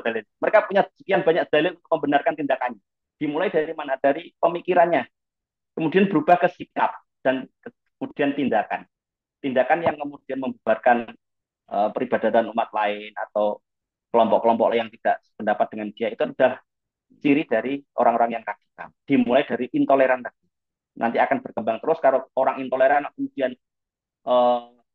masuk ke dalam sikap dan tindakan, itu yang berbahaya dan yang kena pasal. Tetapi kalau orang yang radikal masih dalam tahap pemikiran, tidak ada pasalnya, tidak ada orang pemahamannya radikal, tidak ngapa-ngapain, kok tiba-tiba ditangkap densus kan tidak mungkin. Tetapi kalau sudah berubah kepada tindakan, apalagi menggunakan cara-cara teror, maka ada pasal pidana. Saya kira itu nih, baik untuk kelompok maupun individu. Iya, kalau kita lihat kelompok-kelompok yang apa mengakomodir orang-orang berpikiran yang sama, kita tadi lihat dari tipologi Setara Institut ada Islam radikal, Islam transnasional, Islam radikal transnasional dan Islam lokal kan. Jadi memang mereka dengan ciri-ciri yang tadi sudah saya sebutkan, ya, ada yang menggunakan cara-cara kekerasan, ada yang ingin merubah dengan cara-cara uh, merubah sistem politik di Indonesia, karena masih belum selesai dengan NKRI dan Pancasila. Saya kira itu, ya. Terima kasih. Terima kasih. Kita lanjutkan ke pertanyaan selanjutnya. Silakan Bapak Ibu. Ya, saya boleh. Boleh Pak, silakan. Dari mana Pak? Ini saya Lilik Subagio dari Seragen. Ya, silakan Pak. Ngomolong Seragen. Yang menjadi pertanyaan, Ustadz, info-info terkait dengan para teroris itu salah satunya adalah pencucian otak ya. Betul. Apakah itu benar-benar pertanyaannya, apakah sudah menjadi atau sudah ada bukti bahwasannya mereka yang masuk di teroris itu memang korban cuci otak? Gitu, Ustaz. Oke. Cukup? Monggo, Ustaz. Cukup, Ustaz. Oke. Kalau kita baca literatur, penggunaan sasaran ISIS, kampanye media, itu lebih dari hampir 50% pembiayaan ISIS itu untuk menyasar anak-anak muda melalui media sosial. Kenapa mereka menyasar anak-anak muda? Karena anak-anak muda ini anak-anak muda yang masih belum memiliki pemikiran yang stabil. Pemikirannya masih ya seperti itulah, kita kan pernah jadi remaja kan gitu ya. Nah, jadi memang, dan para mantan napiter, para ideolog itu yang sudah tobat itu juga mengakui cara, bahkan ada metode mencuci otak dijamin langsung siap membunuh diri, siap jadi pengantin. Membenturkan logika-logika anak muda yang belum mapan, belum stabil itu seakan-akan masuk akal dan kemudian mereka mengikuti. Hanya berpikir secara eksak. Cara berpikir eksak ini benar salah. Kan gitu ya. Cara berpikir ini kalau tidak A, B. Maka kalau kita lihat kelompok-kelompok radikal kanan ini banyak menyasar di kampus-kampus umum yang bukan kelompok-kelompok kampus-kampus agama. Justru yang di kelompok kampus-kampus IAIN, UIN itu biasanya malah lebih ke liberal. Tetapi kampus-kampus umum itu banyak kelompok-kelompok radikal karena mereka memang menyasar anak-anak muda yang dengan berpikir hitam putih, benar atau salah. Kalau tidak benar berarti salah. Kalau tidak salah berarti benar, gitu. Sangat seperti itu. Jadi pemikiran-pemikiran yang sangat simplifikasinya seperti itu. Ya. Jadi salah satu contohnya, ini juga pengakuan mantan ideolog mereka, membenturkan Al-Quran dengan Pancasila. Mereka kan paling tidak ada 3 ya, misalnya gini. Menurut kamu lebih tinggi mana Al-Quran dengan Pancasila? Pasti sebagai orang Islam maka lebih mulia Al-Quran, maka jangan ikuti Pancasila. Seperti itu misalnya ya. Oh iya ya. Nah, kalau berpikirnya hitam putih kan akan seperti itu. Kita orang Islam kok malah masuk milih Pancasila? Kalau milih Pancasila berarti tidak memilih Al-Quran. Maka kita harus sebagai orang umat Islam harus memilih Al-Quran. Berarti tinggalkan Pancasila. Nah, gitu pertama. Yang kemudian kedua, disuruh memilih. Ini milih negara Islam atau negara kafir. Nah, sebagai orang Islam pasti akan milih negara Islam. Nah, Indonesia negara Islam atau tidak? Bukan negara Pancasila. Berarti bukan Islam? Bukan. Berarti tinggalkan negara Pancasila. Tinggalkan NKRI. Berarti harus pilih negara Islam. Seperti itu. Yang ketiga, mereka akan membenturkan lebih mulia mana Nabi Muhammad dengan presiden. Ya harus lebih mulia Nabi Muhammad. Kan? Kalau lebih mulia Nabi Muhammad, nggak usah ikuti pemerintah, nggak usah ikuti presiden. Cara berpikir seperti ini itu berbahaya sekali untuk anak-anak muda kita. yang belum mapan secara logika, secara model berpikirnya belum mapan. Jadi memang betul hal-hal seperti itu yang membuat kita PR kita lah untuk anak-anak muda ini. Karena saya sendiri secara pribadi pernah bersinggungan dengan kelompok-kelompok ini. Model cara berpikir seperti ini. Bahkan mohon maaf, saya sendiri juga dulu pernah sempat direkrut gitu. Sempat direkrut bukan kelompok teroris sih, kelompok tarbiyah. Kelompok tarbiyah sudah diajari kemah dakwah, itu sudah dilatih untuk nasyid mujahid muda, hai mujahid muda dan seterusnya. Itu jadi memang di awal itu disuruh untuk berpikir Islam politik. Seakan-akan NKRI belum selesai, harus ada agenda lain yang harus butuh diperjuangkan. Lagu-lagu mujahid muda itu dulu saya hafal dulu. Nah, jadi paling tidak paham. Mereka sudah menyasar, padahal waktu itu saya masih aliyah, madrasah aliyah. Itu sudah direkrut anak-anak muda, ketua-ketua OSIS itu dikumpulkan, kemudian bikin kelompok, namanya kelompok studi Islam, Islam Study Club. Jangan lihat NU Muhammadiyahnya yang penting Islam gitu. Lama-lama didoktrin. Kunut itu kan sunnah, kalau ditinggalkan tidak apa-apa. Lama-lama seperti ada pendangkalan-pendangkalan amaliyah dan disuruh berpikir terus-menerus untuk melihat kondisi negara dunia Islam, Palestina dijajah macam-macam. Ada pendoliman-pendoliman pada umat Islam. Narasi-narasi seperti itu kita sudah hafal betul lah. Kalau saat ini masih ada seperti itu, saya teringat masa lalu. Kira-kira gitu. Saya kira itu. Dulu sempat langganan majalah Sabili ya. Barangkali teman-teman juga masih ingat ya. Nah, kelompok-kelompok seperti itulah kelompok-kelompok tarbiyah yang meskipun juga menggunakan cara-cara parlementer. Tidak seperti Ikhwanul Muslimin yang ada di Timur Tengah, kemudian Ikhwanul Muslimin di Mesir itu setelah wafatnya Hasan al-Banna menjadi HTI yang menggunakan cara-cara kekerasan HTI itu. Kalau yang masih Ikhwanul Muslimin yang parlementer itu menggunakan cara-cara parlementer yang moderat. Ikhwanul Muslimin yang moderat menggunakan ikut pemilu dan seterusnya. Bisa kita tahu sendirilah seperti itu kira-kira. Tetapi kalau di Timur Tengah sampai kudeta, sempat menang di Mesir Muhammad Mursi, kemudian sekarang digulingkan oleh Jenderal Al-Sisi sampai saat ini kan gitu. Pernah menang di sana di Mesir. Nah, saya kira itu ya. Terima kasih. Terima Ada kasih. pertanyaan selanjutnya? Pertanyaan dari kolom chat terkait. Ya, Tat. Makasih, Tat. Siap. Pak. Ada juga yang raise hand tuh. Ada juga yang raise hand. Pak Munawar itu. Baik. Silakan. Izin? Silakan. Izin. Oke. Silakan, Pak. Terima kasih, cukup menarik apa yang disampaikan pemateri tadi. Tapi saya ingin mencoba melihat dari sisi budaya di Magetan itu sendiri. Karena memang ini cukup menarik, tidak akan mungkin terlepas dari sejarah yang ada di Bumi Mataraman, khususnya di Magetan gitu. Nah, tentu kalau kita melihat sejarah penduduk lokal ini kan memang budaya-budaya yang ada di Jawa khususnya pada saat itu tentu memiliki kearifan lokal, tentu memiliki adat budaya yang juga menghargai keberadaan orang-orang lain ataupun budaya lain. Nah, dalam kaitan ini tentunya radikalisme ini muncul, kata-kata radikalisme ini muncul kan memang setelah belum lama lah katakanlah demikian, mungkin beberapa puluh yang lalu. Tetapi yang menjadi pertanyaan saya yang pertama ini begini, apakah memang benturan budaya ataupun akulturasi itu kalau melihat perkembangan yang ada di Magetan khususnya itu, berarti kan benturan budaya lokal dan budaya paham dari luar itu cukup menarik, cukup memberikan dampak yang luar biasa di dalam keseharian dari penduduk di sana.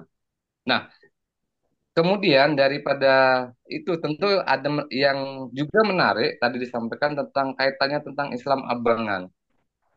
Kalau Islam Abangan secara teoritis ini kan dia tidak memberikan aksi tidak memberikan pergerakan ataupun juga merusak tatanan secara keseluruhan. Nah, maksudnya ketika memang tadi disebutkan Islam abangan di bumi apa sebutannya kota kaki gunung ini di Magetan, itu seberapa besar pengaruhnya sehingga budaya-budaya dari luar itu kok bisa masuk demi sedemikian dahsyat itu ya kalau bahasa dalam tanda petik gitu di bumi Magetan. Barangkali saya hanya melihat sisi budaya itu saja Ustaz. Barangkali bisa memberikan informasi terkait dengan ya. Terima kasih Ustaz. Oke, terima kasih Pak Munawar dari Waikanan. Eh, saya sebetulnya bukan asli dari Magetan, Pak. Jadi ketika masuk ke Magetan tahun 2000, ya keterima CPNS itu tahun 2009 itu, saya juga melihat seperti itu. Ternyata di Magetan ini tuh kota yang kecil sebetulnya, tetapi berbagai macam aliran ada. Bahkan Ahmadiyah juga ada 3 orang. Dan cuma meskipun cuma 3 orang, tapi ada yang JAT, apa, yang JAI, Jamaah Ahmadiyah ini, bukan yang GAI ya, yang JAI. Ada di Magetan, JAI. Meskipun juga mereka laki-laki ya tidak mau menampakkan diri, tidak mau menonjol di tengah masyarakat. Tetapi ada, kelompok itu ada. Termasuk kelompok-kelompok abangan yang kita anggap abangan itu dalam kondisi ini adalah bukan kelompok-kelompok santri lah, orang orang awam pada umumnya. Nah, yang dimaksud abangan di sini itu adalah mereka yang tidak mengidentikan diri mereka dengan kelompok-kelompok Islam. Ya meskipun juga KTP tetap Islam kan, ya tetap sholat, cuman merasa tidak bagian dari kelompok Islam, tidak berafiliasi ke kelompok manapun. Nah, dari dulu memang menariknya seperti itu. Bahkan ketika ada kelompok radikal kiri, meskipun juga sangat menyusahkan masyarakat, tetapi nyatanya menang di Magetan. Saya dapat cerita orang Magetan itu dulu, cerita ibunya teman itu, dulu itu kalau ada orang, ya memang betul ya paham komunis ya, bukan hanya sosialis, ini lebih ke komunis, lebih ekstrim lagi dari sosialis. Kelompok komunis ini, PKI, sama rata sama rasa itu betul secara faktual. Karena mereka ada cerita di Magetan itu, ketika ada tetangganya punya sapi 2, yang satu dirampas PKI dibuat makan bareng-bareng. Itu terjadi betul. Jadi pemahaman tidak hanya secara teoritis bahwa komunis itu sama rata sama rasa, tidak ada kepemilikan tunggal dan seterusnya, tidak ada yang lebih, tidak boleh ada yang lebih kaya dari teman yang lain, itu betul itu. Punya sapi 2 diambil 1. Nah, menariknya di Magetan itu seperti itu. Mereka kelompok dari manapun itu ada, diterima semuanya. Meskipun secara mayoritas ya sebagaimana orang-orang Mataraman ya. Orang-orang Mataraman itu karakteristiknya kan lebih dekat ke Solo ya. Ke Solo itu orang secara bahasa juga lebih lembut. Sangat menerima orang lain. Ya, anti dengan orang lain. Karena sangat menerima kehadiran orang lain tanpa paham itu kelompok yang seperti apa. Tanpa paham itu kelompok seperti apa. Jadi lagi-lagi ini adalah tadi kalau saya lihat itu memang belum terlalu menghijau. Menghijau itu baru-baru saat ini. Karena kalau saya lihat pesantren ya di Magetan itu kan rata-rata mayoritas angkatan pertama tadi. Jadi memang sangat-sangat awam gitu. Masyarakat Magetan itu dalam hal agama itu masih awam. Contoh. Ketika saya dengar atau lihat atau menyaksikan misalnya paling dasar ya, guru-guru ngaji sendiri itu belum banyak yang fasih. Jadi mondok ke pesantren itu belum menjadi belum menjadi mempelajari agama, belum menjadi cita-cita pertama. Masih menjadi, kalau bisa ya umumnya SD, SMP, SMA, pesantren ya kalau nakal kasihkan pesantren, ini seperti itulah. Jadi tidak seperti di daerah saya dulu itu ya. Kalau bisa semuanya ke pesantren, dari SD itu ya juga madrasah diniyah, di masjid juga masih ngaji. Di sini itu tidak terlihat seperti itu. Belum terlihat seperti itu. Ini bukan menjelek-jelekan wilayah saya, bukan. Tapi memang saya lihat, karena saya bukan asli orang sini, jadi melihat, oh ya, ternyata memang beda antara wilayah-wilayah yang katakanlah santri dengan kaum-kaum di Magetan ini tidak seperti santri yang sebelumnya saya alami. Ya, jadi masih banyak yang perlu dibenahi. Memang ini juga tugas kita semua ya, termasuk penyuluh di sini. Bagaimana memberi pemahaman-pemahaman yang mainstream, mainstream moderasi beragama yang rahmatan lil alam. Jadi kelompok kelompok-kelompok hijau, kelompok-kelompok moderat, kelompok-kelompok tengah ini harus semakin menunjukkan eksistensinya. Selama ini tidak, semuanya bisa masuk tanpa ada yang bisa menghalangi. Kalau ternyata dari kelompok-kelompok itu dianggap baik, ya sudah diterima. Meskipun pada akhirnya menyusupkan pemahaman-pemahaman radikal, mereka nggak sadar, mereka nggak sadar.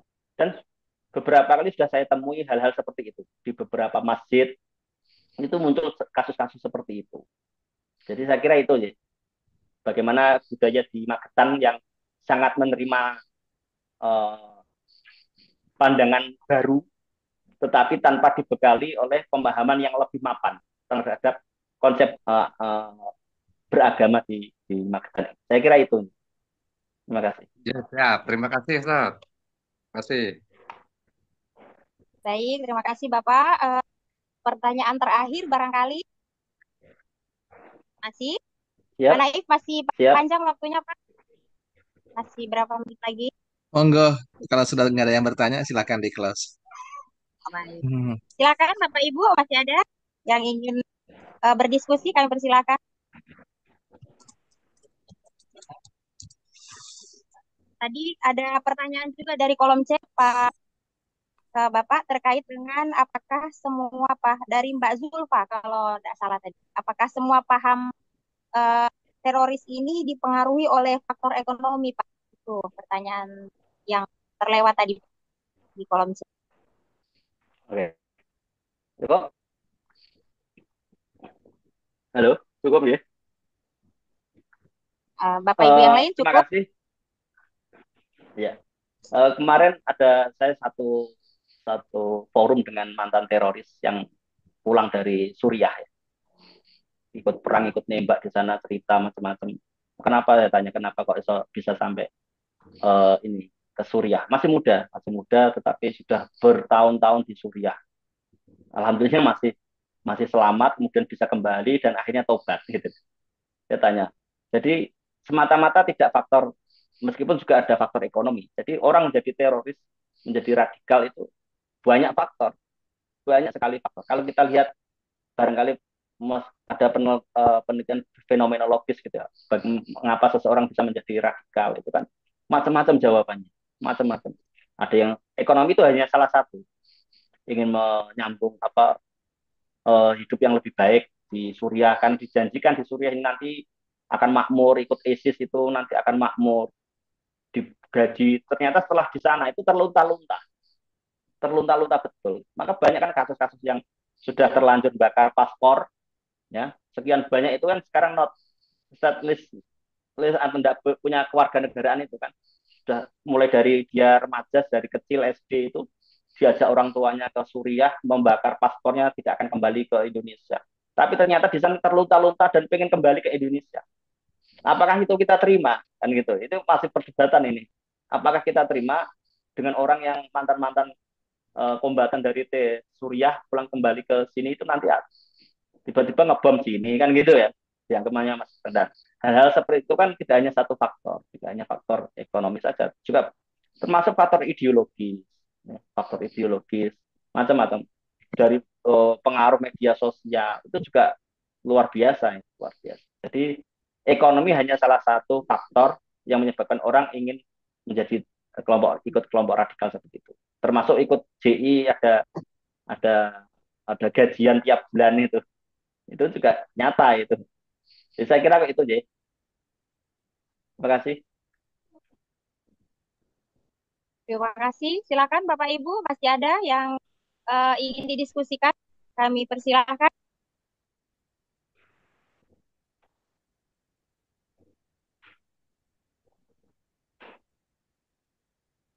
Assalamualaikum.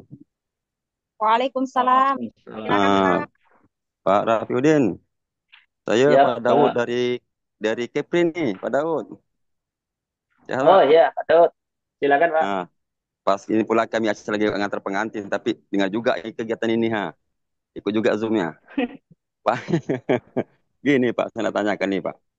Kalau umpama orang ini sudah terlibat di dalam teroris, ya sudah terjadi di sana, apakah bisa kita mengembalikan lagi dia ke seperti kembali lagi seperti biasa? Nah, ada nggak trik-triknya atau cara-caranya supaya orang yang sudah terjaring ke sana ini kemudian kita mengambil lagi supaya kembali lagi seperti masyarakat biasa, artinya pemikirannya itu tidak bertentangan dengan NKRI lah bahasa gitunya. Mohon kalau ada ininya Pak Udin, siapa tahu bisa bagi-bagi kepada kami. Selamat malam Pak, Assalamualaikum. Waalaikumsalam. Terima kasih Pak Daud. Siapa? Jadi tadi sudah kami sampaikan ya, kita ada model deradikalisasi itu sasarannya adalah orang-orang yang sudah terpapar radikalisme. Ya. Banyak kasus orang-orang yang sudah taubat kemudian menjadi tangan kanannya Densus atau bahkan BNPT juga untuk mengajak teman-temannya yang masih dalam tanda kutip tersesat itu. Iya. Itu untuk kembali ke NKRI. Kita kan kenal itu kan, ada Sofyan Asauri, itu dulu juga polisi tugas di Aceh, terpapar di sana jadi teroris. Sekarang menjadi di mana-mana jadi narasumbernya BNPT kan ya. Terus kemudian ada di Sidoarjo juga ada siapa namanya itu? Lupa saya. Nah, Omar Patek juga sudah tobat, sudah kembali ke NKRI. Termasuk pembubaran DI Jamaah Islamiyah itu kan butuh proses bertahun-tahun, lama sekali untuk meyakinkan tokoh-tokoh Jamaah Islamiyah bahwa tujuan kalian itu tidak akan berhasil. Kembalilah ke NKRI. Para pendiri bangsa itu juga para ulama itu juga sudah memikirkan semuanya. Apakah NKRI apakah bertentangan dengan syariat Islam? Tidak bertentangan dengan syariat Islam. Oh, akhirnya mereka juga akhirnya bisa terima, kan gitu. Nah, termasuk yang orang-orang yang sudah terpapar radikalisme kemudian bisa kita tahu kan salah satu tugas dari penyuluh agama juga kan, ada bagian spesialisasi moderasi beragama itu kan sebetulnya kan arahnya ke sana sebetulnya. Saya kira iya. Jadi caranya intinya adalah bagaimana kita mendekati mereka dengan cara dalam istilahnya deradikalisasi, meskipun awalnya memang sulit. Beberapa kasus itu mereka pasti akan menolak kan, dianggap bukan bagian dari mereka. Yang bisa menasihati mereka itu adalah ya kelompok mereka sendiri yang sudah tobat.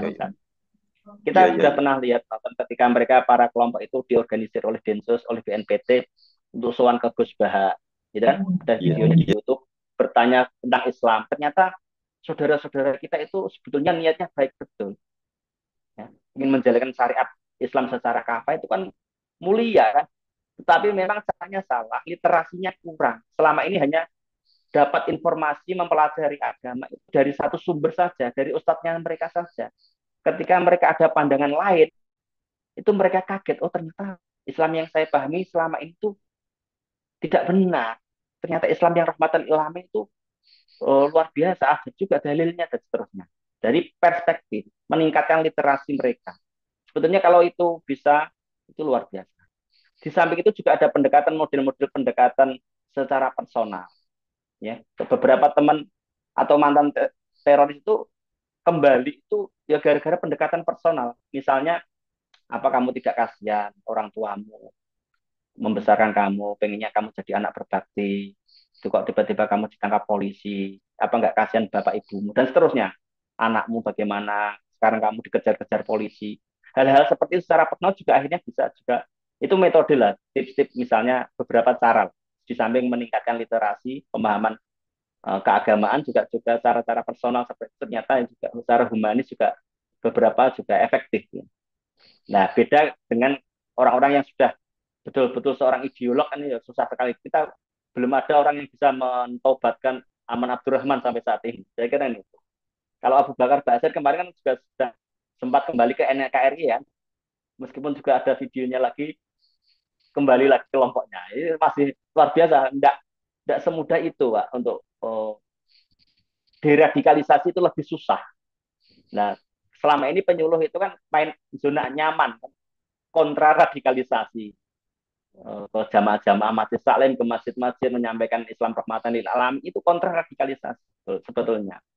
Tetapi kalau kita sudah bisa masuk ke lapas, ke kelompok-kelompok radikal itu kita lebih susah sebenarnya dengan cara diradikalisasi tadi. Dengan berbagai pendekatan. Maka di BNPT itu sudah ada juklaknya sebetulnya. Saya punya juklaknya tadi yang sudah saya screenshot tadi, juklaknya. Bagaimana kelompok-kelompok itu pendekatan-pendekatan termasuk kontra narasi. Narasi-narasi yang dikembangkan oleh mereka bahwa negara ini togut lah. Termasuk kita produksi kontra narasinya.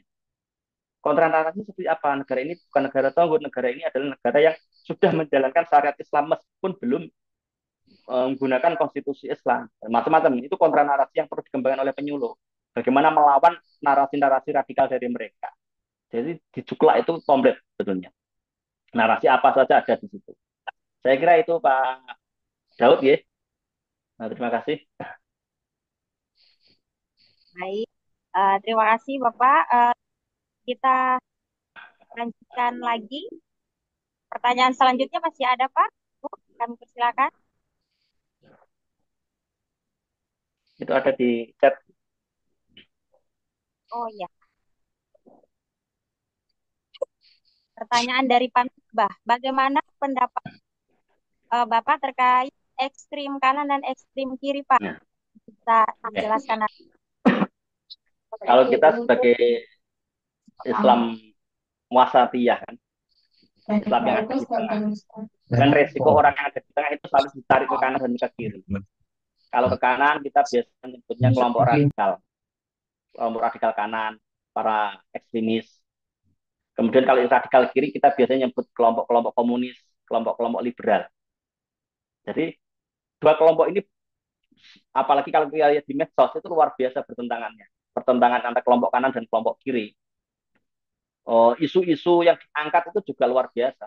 Kelompok-kelompok kanan akan mencita-citakan bahwa ya kita tahu sendirilah kelompok kanan itu pasti selalu mempersoalkan khilafiyah, macam-macam seperti itu.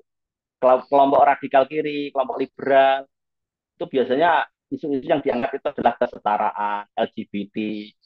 Nah, itu juga ekstrim. Ya. Nah, kita kan jangan sampai terseret ke kanan maupun ke kiri. Nah, resiko orang yang di tengah itu dianggap tidak punya prinsip. Bagaimana pendapat Anda tentang LGBT? Nah, kelompok narasi-narasi dari kelompok liberal akan mengatakan itu kan hak asasi. Dia kan dia lahir kan tidak minta untuk punya orientasi yang berbeda dengan yang lain. Nah, itu harus kita hargai, harus kita terima. Kira-kira narasi-narasi itu dikembangkan oleh kelompok-kelompok seperti itu. Loh, kelompok yang radikal kanan dianggap berbalik itu dosa, itu nanti akan disiksa, diadab oleh cerita-cerita kaum homo dan macam-macam. Nah, itu narasi yang berkembang. Nah, kita ini kan akan ditarik kanan kiri. Jadi bagaimana agar pemahaman kita yang tengah ini betul-betul menjadi mainstream pemahaman umat Islam di Indonesia agar tidak jatuh ke kanan maupun jatuh ke kiri, baik kelompok sosialis liberal maupun dari kelompok radikal kanan. Saya kira itu deh. Baik, terima kasih Pak Rofi. Ada satu pertanyaan lagi dari Pak Misbahuddin tadi terkait dengan bagaimana cara kita membersihkan pemikiran radikal yang sudah mengakar, apalagi sudah sampai kepada anak dan keluarga. Mohon diulangi. Begini Pak, terkait dengan bagaimana pemikiran teroris bisa sampai mengakar dan bisa sampai kepada anak dan keluarganya, menyebar Pak. Bagaimana cara membersihkannya agar logika-logika pemikiran radikal itu bisa hilang begitu? Oke. Jadi namanya orang merasa benar itu pasti secara naluriah akan menganggap orang-orang terdekatnya agar berada di jalan yang benar menurut mereka. Karena kelompok-kelompok teroris ini merasa jalan mereka itu jalan yang benar, maka mereka mengajak sebanyak-banyaknya, terutama anggota keluarga mereka, untuk berada di jalan seperti itu. Nah, itu kan susahnya kan seperti itu. Secara logika alamiah lah, termasuk kita lah. Kita kan tidak mungkin anak-anak kita, tidak ingin anak-anak kita ke kelompok teroris kan enggak mungkin seperti itu kan. Agar bagaimana secara ideal mendidik agama dan seterusnya. Nah, itu secara naluri. Nah, bagaimana agar bisa tercerabut anak-anak mereka itu kan gitu ya saya. Kalau orang tuanya kadang-kadang susah, tapi bagaimana dengan anak? Nah, ini susahnya. Anak itu lebih banyak ke ikut orang tua atau lingkungan mereka. Kalau anak-anak masih usia-usia awal, itu pengaruh keluarga lebih dominan. Ya, kita tahu sendiri lah, anak-anak kita yang masih TK atau SD itu kan lebih tergantung kepada orang tuanya. Tetapi kalau sudah usia-usia mulai remaja, remaja awal, SMP, SMA, faktor lingkungan lebih berpengaruh daripada pengaruh orang tua. Kan seperti itu. Cara psikologi perkembangan kan teorinya seperti itu ya. Kalau anak-anak sudah SMP dan SMA, lebih ikut kelompoknya. Pendapat kelompoknya, termasuk ustadznya, lebih dipercaya daripada orang tuanya sendiri. Nah, bagaimana kita ini ketika masih anak-anak SD misalnya, itu pasti akan susah kalau sudah mempunyai pemikiran yang ekstrim. Nah, bagaimana ketika nanti usia-usia agak remaja sudah mulai puber menggunakan logika-logikanya. Kalau SD kan belum punya logika anak-anak itu. Kalau sudah mulai SMP, SMA itu secara psikologis mereka sudah mulai berpikir logika. Nah, itulah bagaimana cara kita masuk. Maka bagaimana kita sebagai penyuluh itu masuk ke SMP, SMA. Itu penting betul. Karena kalau kita terpengaruh oleh orang tuanya ketika masih SD, ternyata pemikiran orang tuanya yang itu ekstrim, ini susah kalau tidak kita potong pemahamannya ketika mereka usia remaja. Maka betul-betul penting bagaimana menanamkan pemahaman agama sejak SMP, SMA. Ketika SMP, SMA, mereka sudah malu meskipun belum bisa baca Al-Quran kok. Sudah SMP masih belum bisa baca Al-Quran. Mereka malu ke TPQ. Kecuali kalau masih nggak malu kan. Masa sudah SMP masih ikro kan gitu misalnya. Mereka akan tercerabut dan lebih banyak, apalagi di era-era sekarang, akan lebih banyak ke media sosial. Bertanya ke Google. Nah, hal-hal seperti itu bagaimana narasi-narasi pemikiran-pemikiran literasi keagamaan di media sosial itu penting sekali untuk menjawab pertanyaan-pertanyaan anak-anak remaja ini. Mereka mulai menyadari ingin mempelajari agama secara serius. Kalau waktu SD mungkin masih pelajaran agama ya paling ya karena ada di pelajaran di sekolah. Tapi kalau dia mulai remaja, mereka akan sudah mulai berpikir, oh saya sudah harus belajar agama ini penting untuk diri saya. Maka mereka akan mencari informasi. Nah, celakanya kalau kemudian ketemu ustadz-ustadz atau media-media sosial atau website-website yang radikal dan tidak ada yang mengarahkan. Nah, itu luar biasanya kan. Maka caranya kita barangkali adalah yang kami tawarkan, barangkali potong pemahaman radikal itu ketika SMP. Karena itu adalah usia-usia ketika mereka sudah mulai dipengaruhi oleh lingkungan. Kalau lingkungannya baik, lingkungannya moderat, mereka akan menjadi moderat. Tetapi kalau SMP, SMA kalau justru lingkungannya radikal, ya itu akan jadi radikal. Jadi saya kira itu, pendidikan itu penting. Baik, terima kasih Pak Rofi. Pertanyaan tadi mungkin sekaligus mengakhiri diskusi kita malam hari ini ya. Masih ada beberapa pertanyaan yang belum terjawab, Pak. Nanti bisa dijapri langsung ke narasumber, boleh Pak ya? Seperti itu. Boleh. Ya, di kolom chat masih ada beberapa pertanyaan yang belum diselesaikan. Bisa langsung japri ke Pak Rofi untuk berdiskusi lebih lanjut. Demikianlah Terima kasih Pak Rofi Udin. Ya. Demikianlah diskusi kita pada malam hari ini.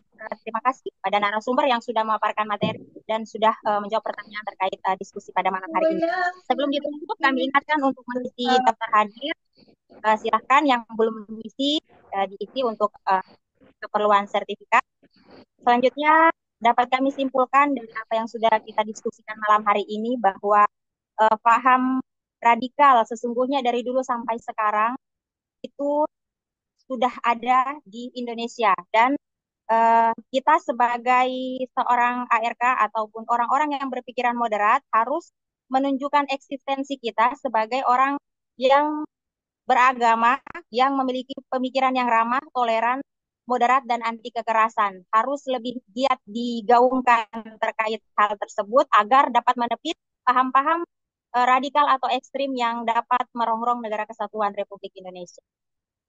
Sebelum ditutup, terima kasih kepada Pak Kasubdi, terima kasih kepada seluruh panitia, terutama narasumber yang sudah memberikan materi pada malam hari ini. Dan mohon maaf jika dari awal sampai akhir pelaksanaan diskusi ada hal-hal yang kurang berkenan. Mari kita tutup kegiatan pada malam hari ini dengan membaca hamdalah bersama-sama. Alhamdulillahirabbil alamin. Kami akhiri wallahul muwaffiq ila aqwamit thoriq. Assalamualaikum warahmatullahi wabarakatuh. Waalaikumsalam. Terima kasih. Foto bersama, teman-teman boleh menyalakan kamera untuk slide pertama. 1, 2, 3. Satu untuk slide kedua. 1, 2, 3. Slide ketiga. 1, 2, 3. Slide keempat. 1, 2, 3. Terima kasih.